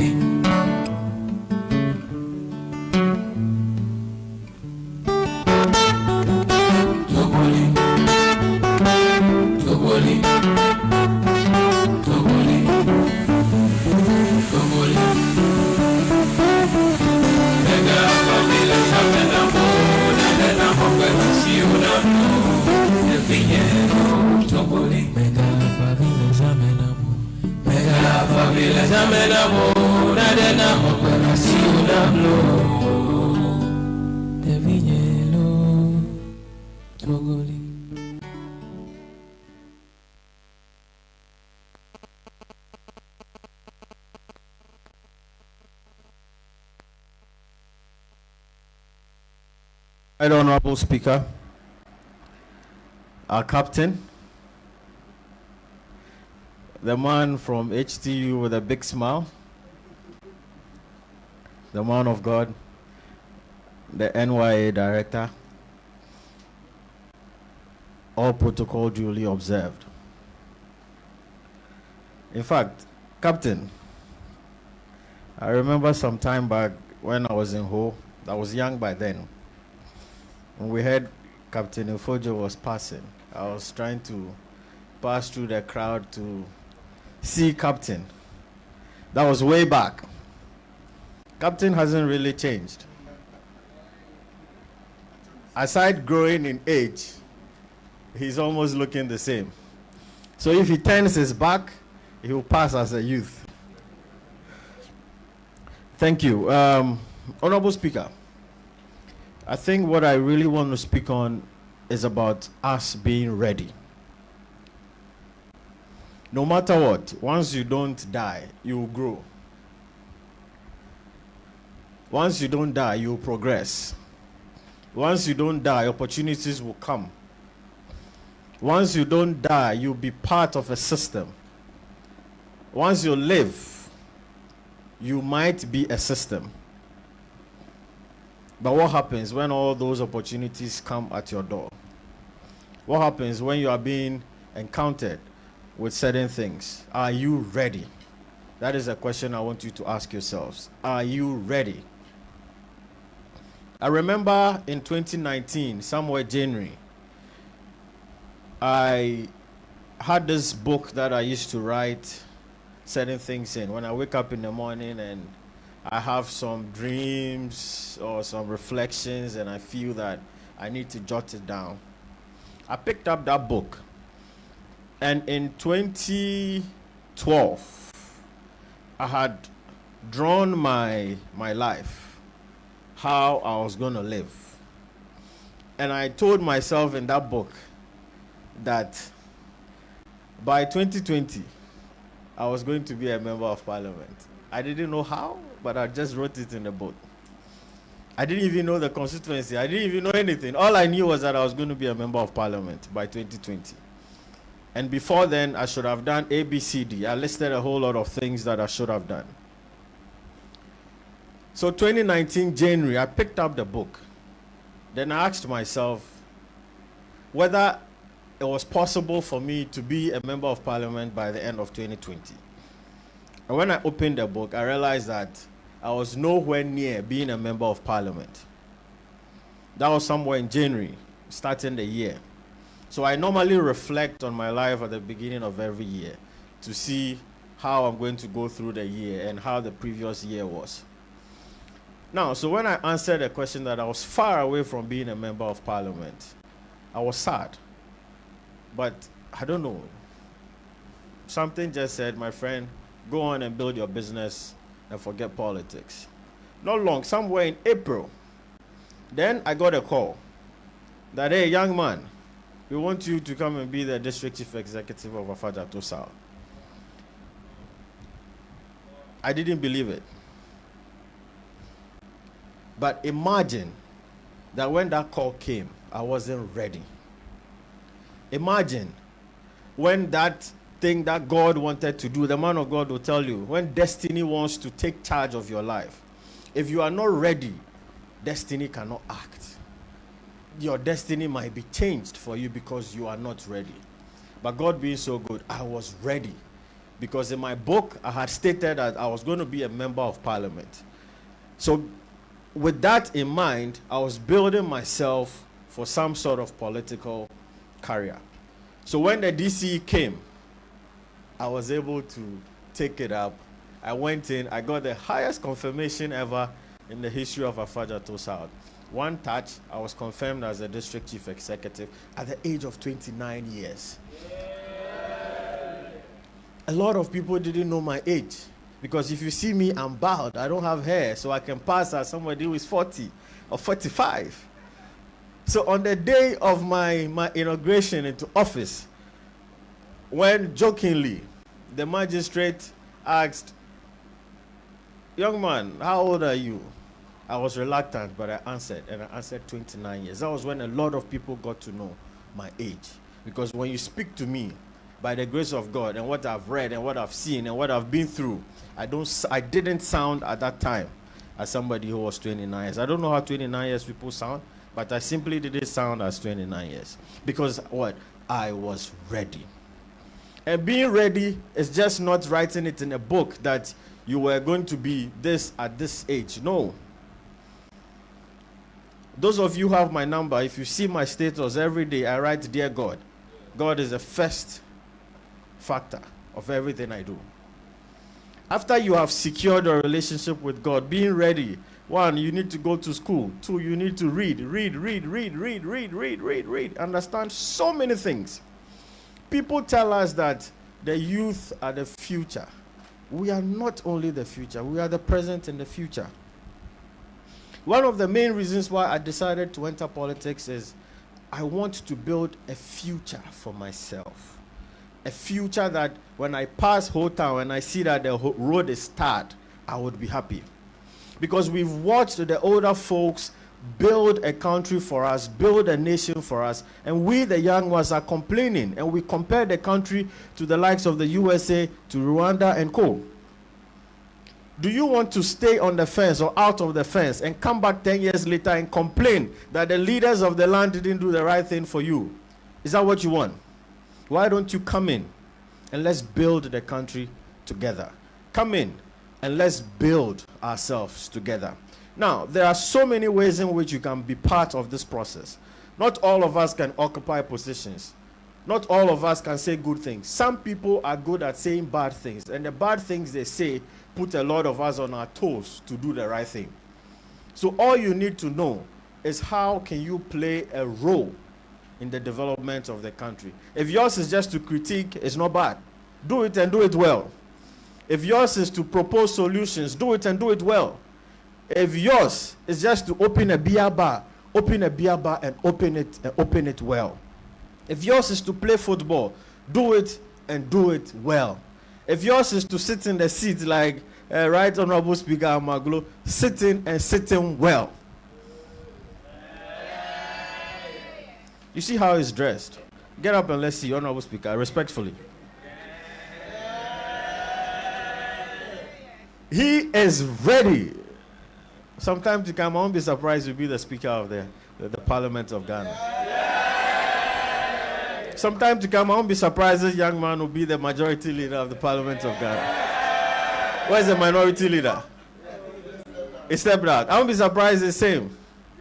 That is only for the captain and his people. They should be in the minority for long.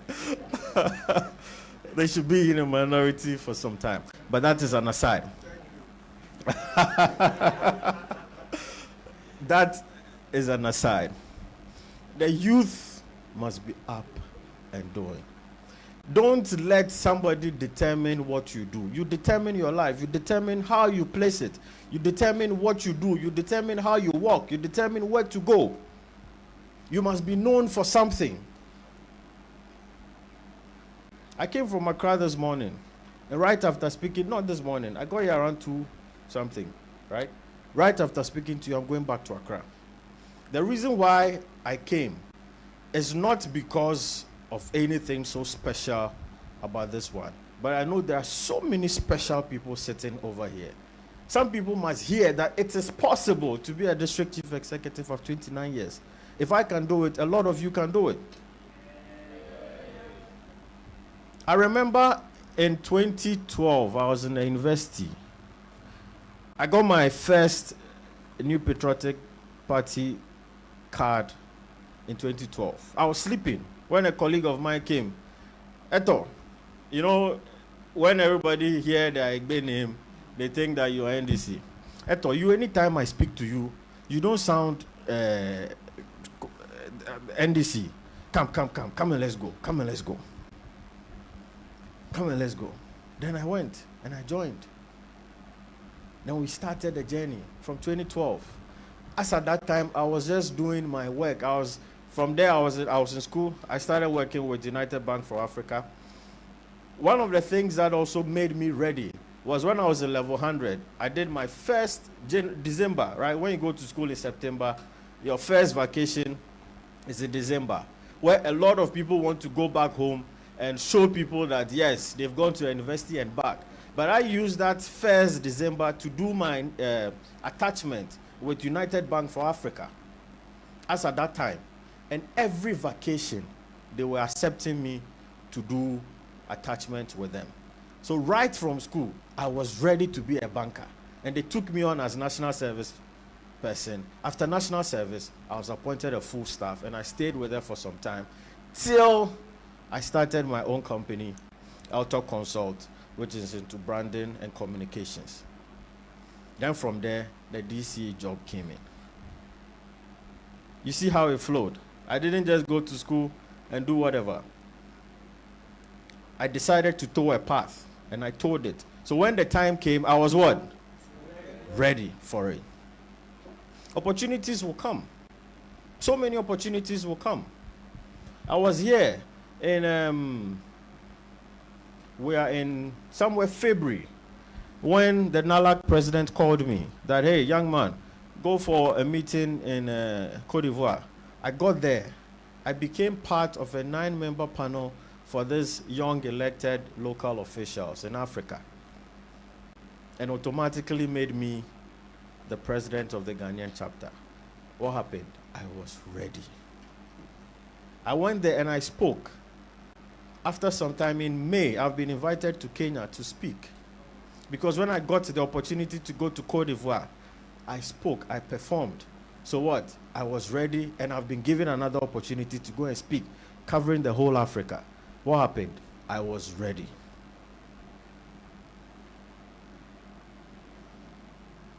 In JSS, I joined the LifeLink to do this model UN thing. I was just going, passing through.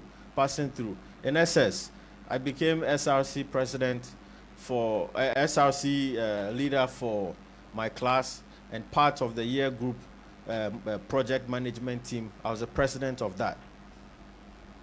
I didn't just get up and became ready as a DC. I went through the mill. But one thing you must also know, that when the grace of God is upon you, you might not be ready, but you'll be chosen. But not all of us can access that sort of grace nowadays. Nowadays, the world is so spoiled that even God doesn't pour his grace out like that.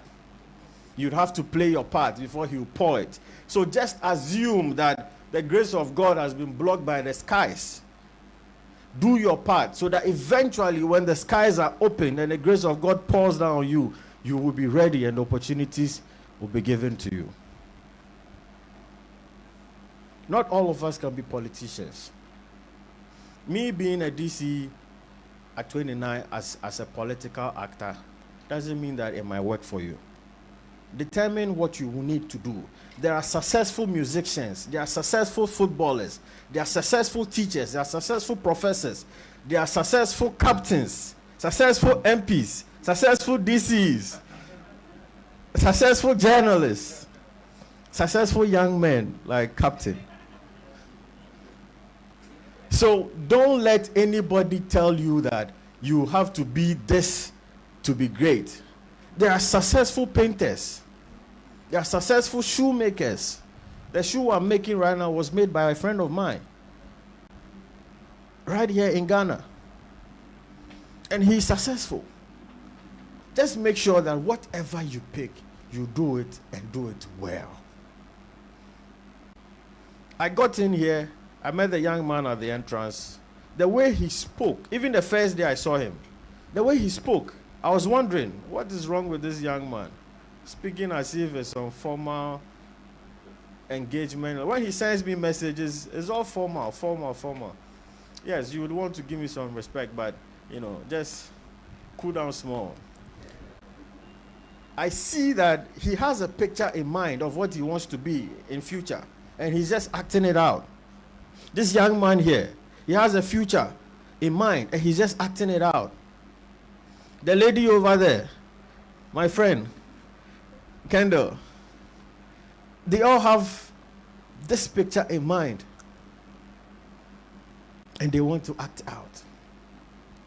So when the time comes, they will be ready. There is one thing I noticed growing up back in JSS. The people that we saw as people who were living good, or people who always were dressing neat and all, somehow, they managed to be successful. I don't know how that plays out. The people that we saw that they were always, we used to call them postkaya or something, right? They managed to always get into certain positions. And it's not because of anything, because they always go through the mill. So when they get opportunity, they take it up. One point I need to share with you is that nobody might open the door for you. No. Nobody will open door for you. Anybody opening door for you is not opening door for you. They are opening the door for you to pass through, so you create a bigger door for them to pass through. There's nothing like free lunch here. My coming here is not free. I know what I'm going to gain from it. Captain here knows what he's going to gain from it. Not because we love him so much. Not because we love the Reverend so much. This office here giving you the space to do it, not because they love you so much. They're giving it to you because of something. Have that in mind. There is nothing like free lunch in this world. Oh, I'm telling lies. Now, if you don't find any door that you can open, create one. When I was doing my national service, if you go online, you will see something called Ghana Customer Experience Summit. I started that thing in Ghana here. Because I went to one of the hotels in Accra. I was trying to buy something, and the waiters were just misbehaving. And then I was like, what is wrong with you? I am paying you money to give me service. You are misbehaving. Then I realized that, no, these people haven't been trained. So what do? There's an opportunity for me to create a summit where I bring together all these people. We train them. We make some money from them. And we are good to go. Now, I did the first one, and it was for free. So the doors were open. A lot of people came in. But in my mind, it wasn't for free. They will all pay for it later. So when I did the next one, and I was charging, people came in and they paid for it. I was doing national service. I was thinking whether UBA was going to retain me or not. So what happens? Am I going to go onto the job market searching for jobs? A company that I have served during my university days that I could be having fun, I use that to serve United Bank for Africa. If they don't accept me, what do? So when I realized that possibly that door might be shut on me, I said, well, let me create Auto Consult. Then I created Auto Consult.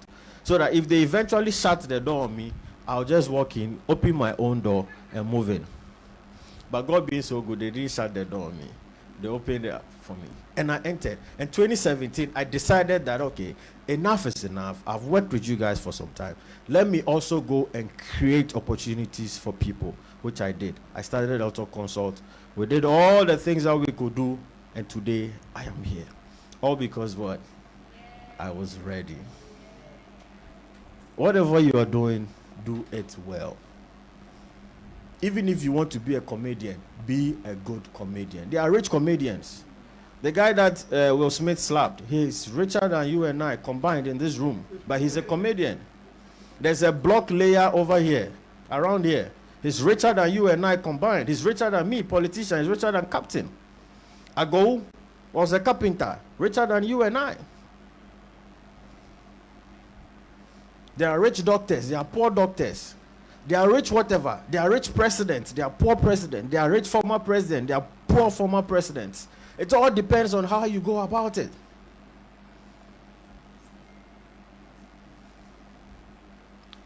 I don't just want to see YIP celebrate 1 year and then after so many issues and you back out.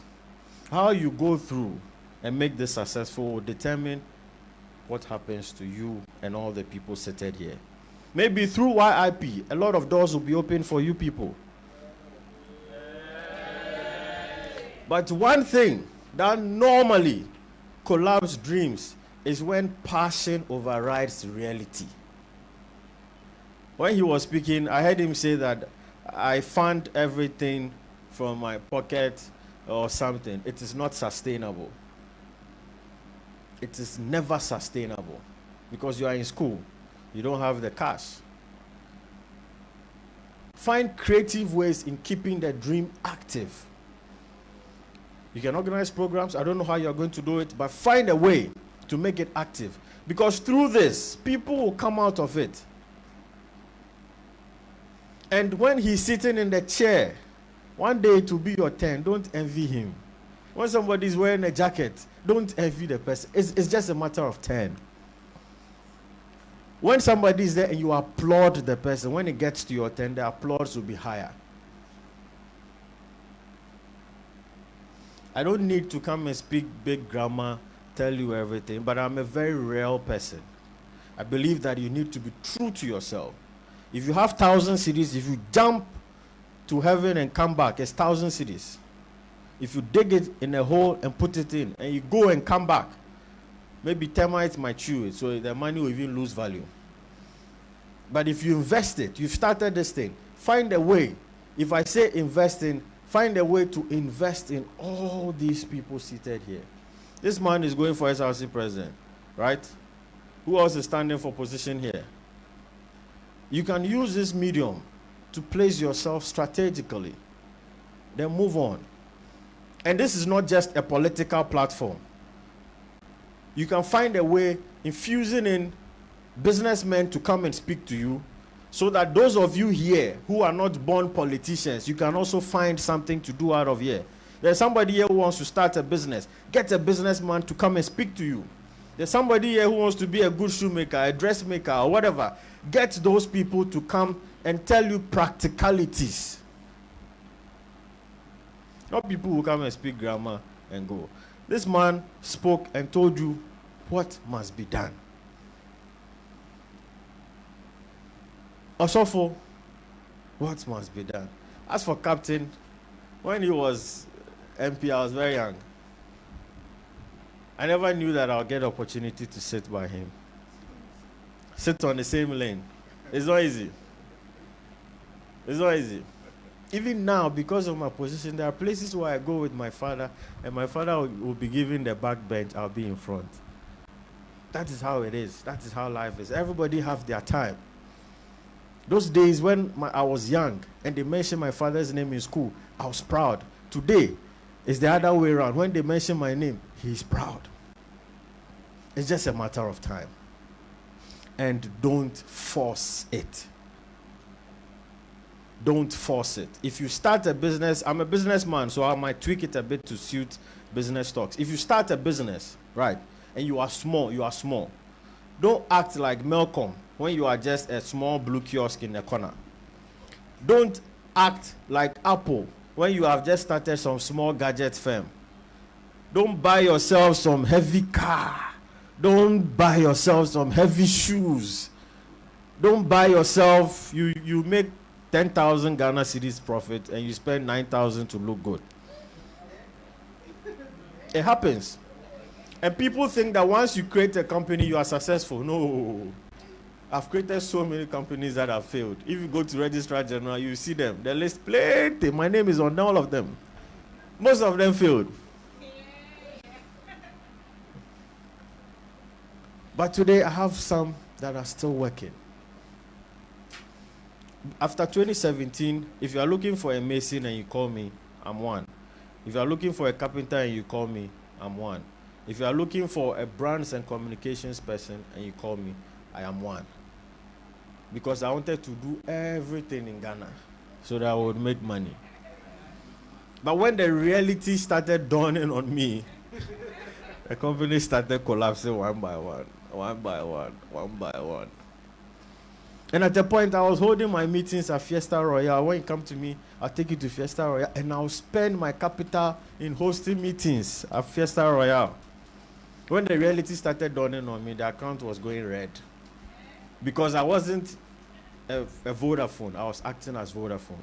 Because I consulted for Vodafone once and I got to the office, I saw how they were taking good care of their people. I said, I'll do same. Small auto consult. Let me also do same. The money finished. I clear.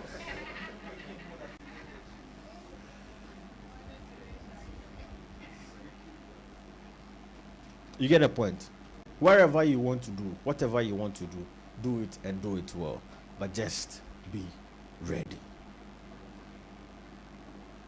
I don't want you tomorrow to say that I, the young man, I got an opportunity to build a Ghana and I failed. I might fail because you were not part of me. I might fail because I didn't hear from you.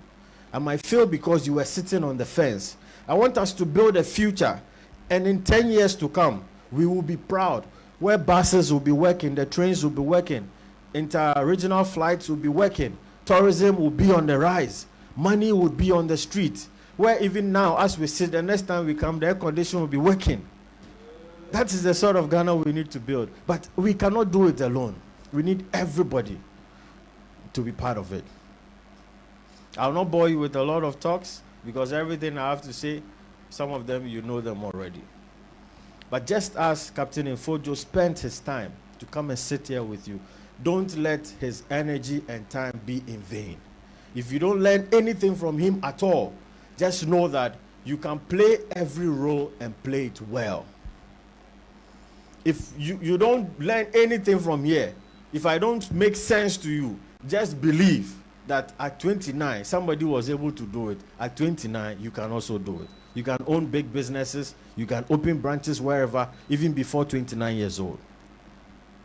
But all I need to tell you before I sit down is, if you decide to join a political party, don't look so far. Look at my place so that we can build Ghana together. Yeah. This is not politics. I'm only telling you where you should pass.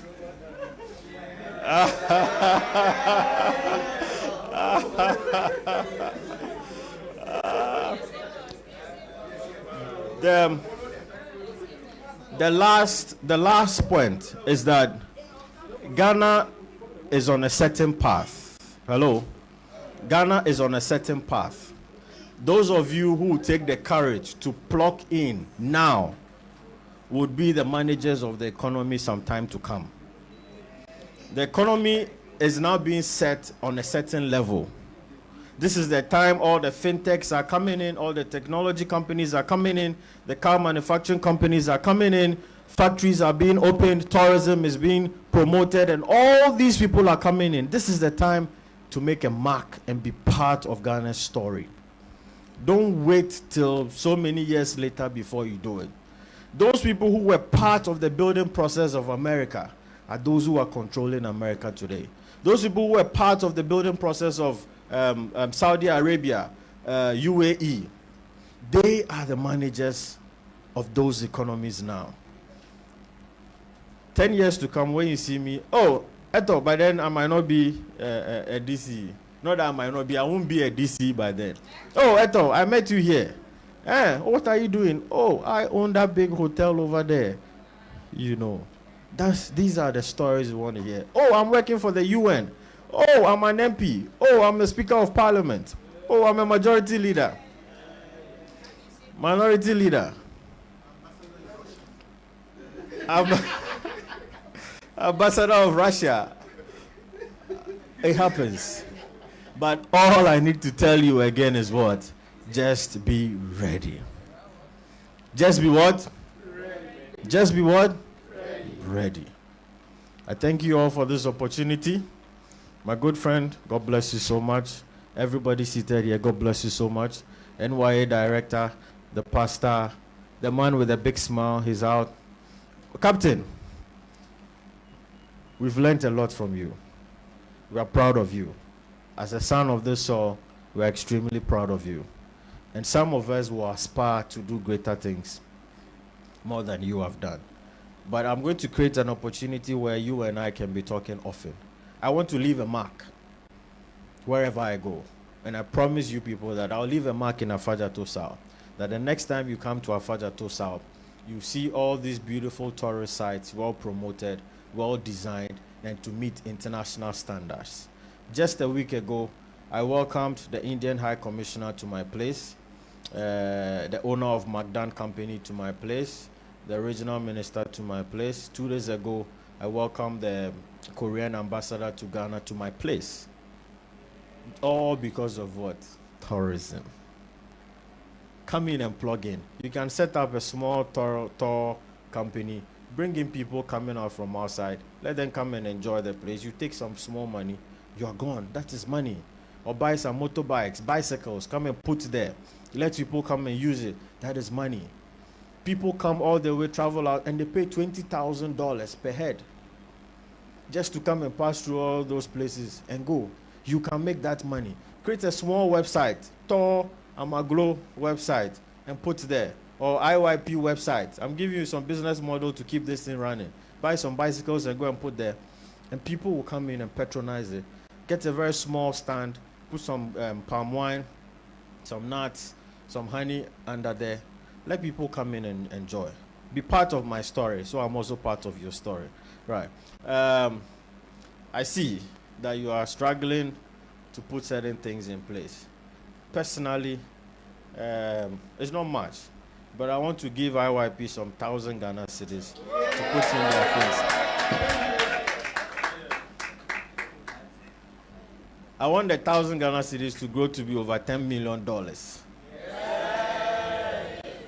I wish you all the best. God bless you so much.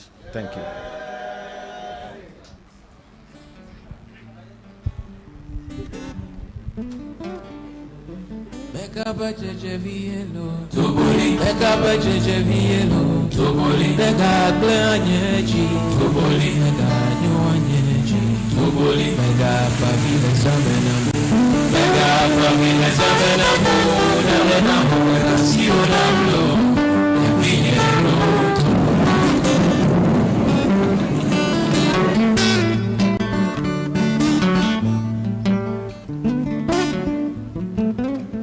Honorable members, I believe we are now loaded with a lot of wisdom, blessings from our guest of honors and a special guest of honor.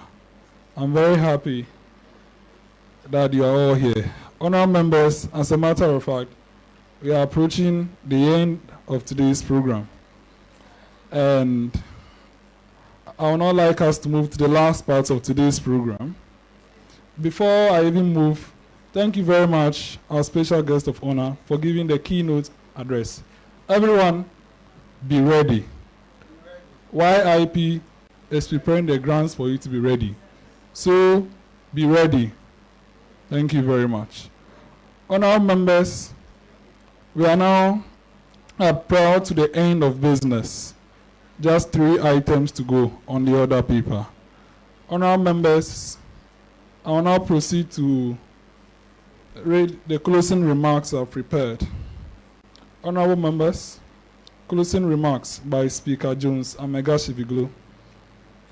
All too soon, our anniversary has come to an end. This program has been successful due to your attendance. The attendance of all of you, great men and women seated here, and to all our guests who have come here, and then everyone watching us. I wish to acknowledge all of you. Kindly permit me for the records. I want to do that because this is the starting.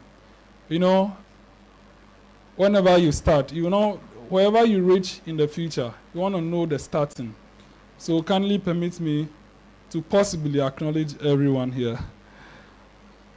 We are few, but we are much in numbers. Some of you have duplicated, but we are still good to go. Honourable members, kindly allow me to acknowledge the following over here. We have Iris McAfee, Uncle. She's a youth MP. Let's see the beautiful lady. Yes. Harriet Senanu Abude. Yes, I think you're on TV. You have to bring YIP there. So please book us. We are coming there. Innocent Dwamepo is a youth MP. And then we have Michael Adai. He's a member of the Volta Regional Youth Parliament. And then his speaker is Abdi Drisu. Is he around? Oh, okay. They also just stepped out. Our Vincent. Yes, thank you so much for coming. Daniel Evans. Yes, the handsome man there. Then we have Harriet Afi Tete, one of my twin sisters. Today, dear, she has tried to come. Thank you so much. We have Atabli Janet. Is she there? We have Michael Kwame. Elom Koshi, yes. Bruce, is it Giuliani? And then, yes, I can see. So you are Bruce Lee. Okay. Kendall Mante Elizabeth, our #1 arguer. And then let me kindly acknowledge the presence of the father of this particular auditorium. It's in the person of Pastor Gabriel Seshi. Yes. And then his grandfather, who is the Deputy General Overseer of this charismatic empire, Reverend Roger Elom Titriku. Yes. Honourable members, I'll proceed with my closing remarks. I wish to also acknowledge all members who supported us during the pilot session. Before I move, Doc, thank you so much for coming. MP invited you. Thank you so much for coming as well. I wish to also acknowledge all who supported us during our pilot session. As part of this, we should actually share a story about how we started. Today, I'll tell you all. As a matter of fact, exactly 1 year ago, the co-founders are here. I wanted to start this a long while ago, even when I came to school. That was in 2016, getting to the end. It was there. Then exactly 1 year ago, around this time, afternoon, then I just had the hint. Whether it was a hint from God, I do not know. It was like, Jones, it's time to start. I quickly called Amanor and then Honorable Raymond. And then we did something. Look at where we are. We are here. Be ready. We were preparing ourselves a long while ago. And when it was time, we started. So honourable members, be ready. So at the start, we had few young men. As a matter of fact, I will not read, but it is all because of the record. Raymond Elikem Agbo, Felix Hwakpe Adiche, Emmanuel Hedeke, Samuel Saki, David Amanona, Elijah Kanladi, Samuel Kisi Ampedu, Evans Hood at Bagba, Erasmus, Hubert, Selom, Bright Vixen, Dollar Glaston, Obed Glito, Tusa, Emmanuel Odo, Selassie Kokroko. Selassie Kokroko was our clerk during the pilot session.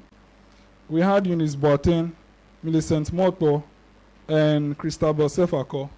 They were all part of the first sitting that we held. It was very interesting because there was no item 13. In fact, let me give that, it's very, very important. Your human anatomy, if I'm right.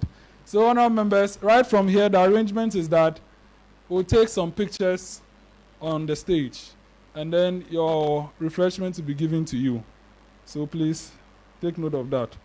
On that note, I would like to put it on record that this house started as HTU Youth Parliament before we changed our name. And now we are Youth Impact Parliament. It has come to stay. I want to use this opportunity to extend my sincerest appreciation to our guests of honors and special guests seated here today. Honorable Etonam James Flulu, Thank you so much for coming to impact us, and thank you so much for your donation as well. Hopefully, we'll multiply that. Honourable members, let's give a here to that. Honourable members, it is not only about cash. Honourable George Kofi Mfojo, former MP for Ho Central, thank you so much for coming to impact us. There is more knowledge in you that you have given us the opportunity for us to harness. I want to assure you once again that we'll find a platform, we'll deliberate with you back door. Honest would have you for you to come and teach us. Wisdom, knowledge is priceless. So we'll have you once again.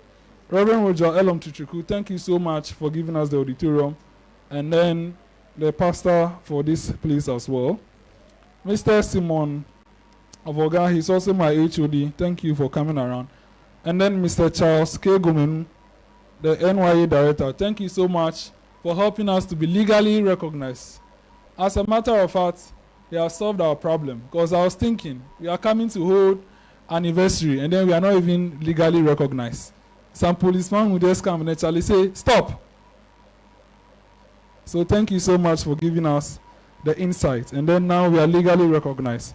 Very soon we'll also go, and then we will also be part of, on the documents of Registrar General's Department, yes.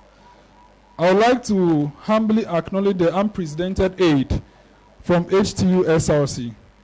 HTU SRC has freely supported this organization by giving out SRC JC Auditorium for all our sittings. Virtually, we had all our physical sittings at HTU SRC JCR. And even some printings, we did some printings over there. I'd like to acknowledge their leaders, some of their leaders during the time. Mr. Emmanuel Marty, Mr. Angel Fancy, and then the current president, Mr. Samuel Kisi-Ampedu. Thank you so much for the support. I'd like to thank the following personalities for their support in terms of perusal of documents, directions, and then all those to see all the things that you are seeing over here. We needed grooming. And I'd like to acknowledge them. My dad, Mr. Simon Amegsahie-Viglo, my mom as well, Monica Amegsahie-Viglo. Yes, if you want to ask me what they have done, he read through all these pamphlets you are seeing to ensure that everything is up to place. And then this, also courtesy from my mom. Thank you so much. Mr. Joshua Amegsahie-Viglo, my big brother. Mr. Simon K.M. Avoga, from all the advices that he gave. Ms. Benedicta Jekesh is at the back, going through with all the welfare issues. Thank you so much. Mr. Dollar Glaston, for all the posters he has done. I had to sit on him late nights for him to design the poster. Thank you so much.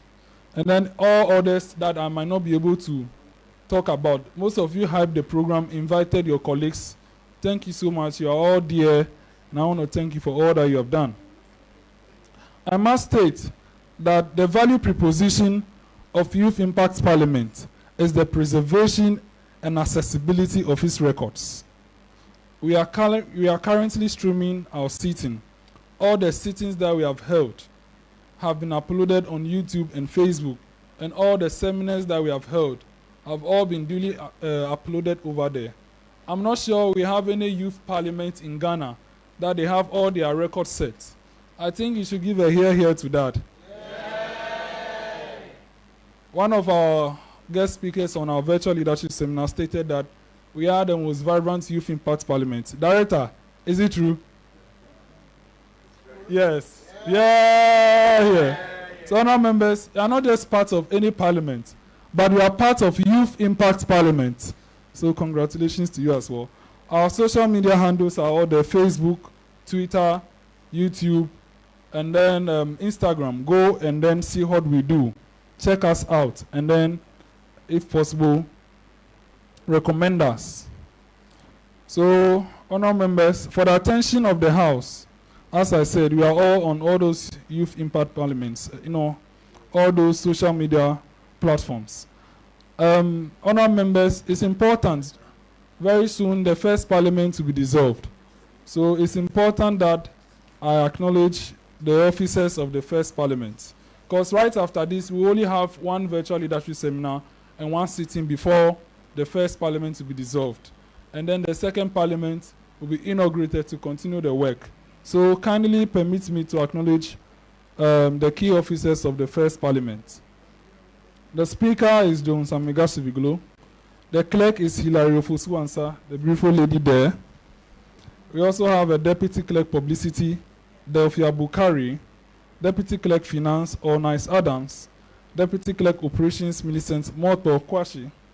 Yes. Our marshal, he's at the background working on things for us, Mr. Enoch Nyajo. And then he has two deputies, Paul Ponchu and then Ben Katu. They are also over there. My media men, thank you so much for the sacrifices. You are doing so well. And then the MPs, the ones holding position. The first deputy speaker, Felix Hwape Adiche, robed over there. Second deputy speaker, Emmanuel Ahiandeke. Emmanuel, I thought you said you had exams today. Or class, you have skipped it. Thank you so much. For the love of the parliament, not council. Yes. Thank you so much. Our majority leader, Mr. Amanor D, minority leader Erasmus Ahianu, Selam Agbavo, deputy majority leader, Hubert Agbahode, deputy minority leader, Wanda Nicodemus Jamesi, majority chief whip.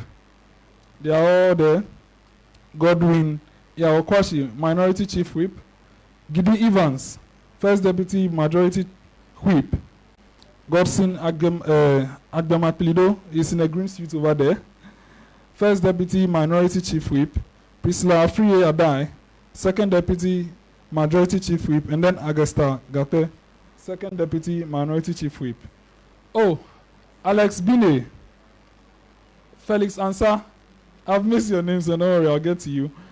So, some of these officers are chairpersons and committees, but I'll skip the ones that I've already called. So, Vixen Selom is the ranking member for the Education Committee of this Parliament. Then we have Perfect Amuji Deku and then Courage Belly. They are chairperson and ranking members of Petitions Committee. Then we have Edmond Kekeli Dokuma. He's the ranking member of Privileges Committee. He's at the back. We have Ali Gabas Osman. He's the chairperson of our Publicity Committee. Ali Gabas. Yes. We have Dola Glaston, who is the ranking member. We have Felix Ansah. He's the chairperson of our Special Budget Committee. And then Bine Theophilos is the ranking member. Thank you all for coming. And then our welfare chair, Josephine Adela, and then all of you. Thank you so much for coming. Honorable members, thank you so much. And as this program is virtually coming to an end, we are grateful for all the sacrifices. Honorable members, on this note, we'll move to item 4 on the order paper, vote of thanks. I humbly invite item 14 on the order paper. I humbly invite the clerk of this house, Miss Hilary Ofosu-Ansah, to deliver the vote of thanks to this gathering.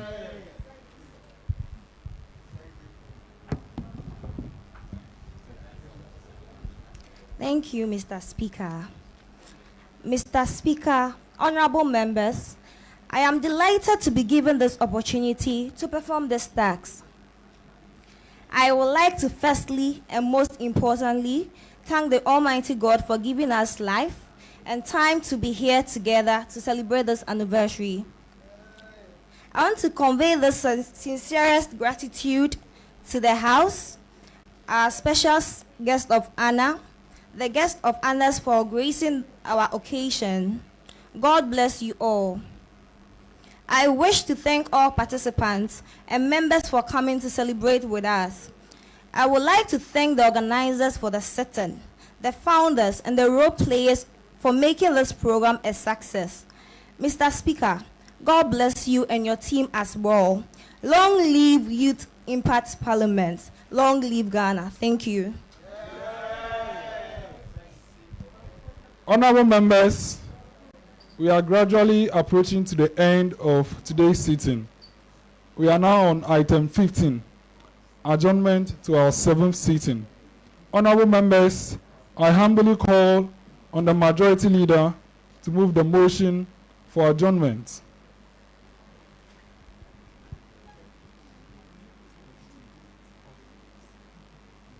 Thank you, Right Honourable Speaker, and your best house. Mr. Speaker, I thank you for the opportunity. And before I move for the adjournment to our 7th sitting, I would like to use this opportunity to thank all and sundry that have made this particular gathering a success, most especially to our guests that have graced this particular occasion. Mr. Speaker, in the absence of any further deliberation, I, Amanor D, Majority Leader, per your own time, move for the House to adjourn to our 7th sitting. Thank you very much. I will now call on the Acting Minority Leader, Kendall Elizabeth Mante, to second the motion for adjournment. Mr. Speaker, in the House, without further deliberations, additions, and subtractions, I stand on all protocols observed to second the motion that the Majority Leader has already done. Thank you. Honorable members, in accordance to convention and practice, when a motion is moved, we ought to reach a determination. Accordingly, I now put the question to the House. The question is that this House accordingly adjourns to its 7th sitting, yet to be determined. Honourable members, all in favor say aye. Aye. Not in favor say nay. Nay. Honourable members, the ayes have it. The motion carries. Therefore, this House stands adjourned. Yeah. Please, we'll be taking pictures. You want to come and do more?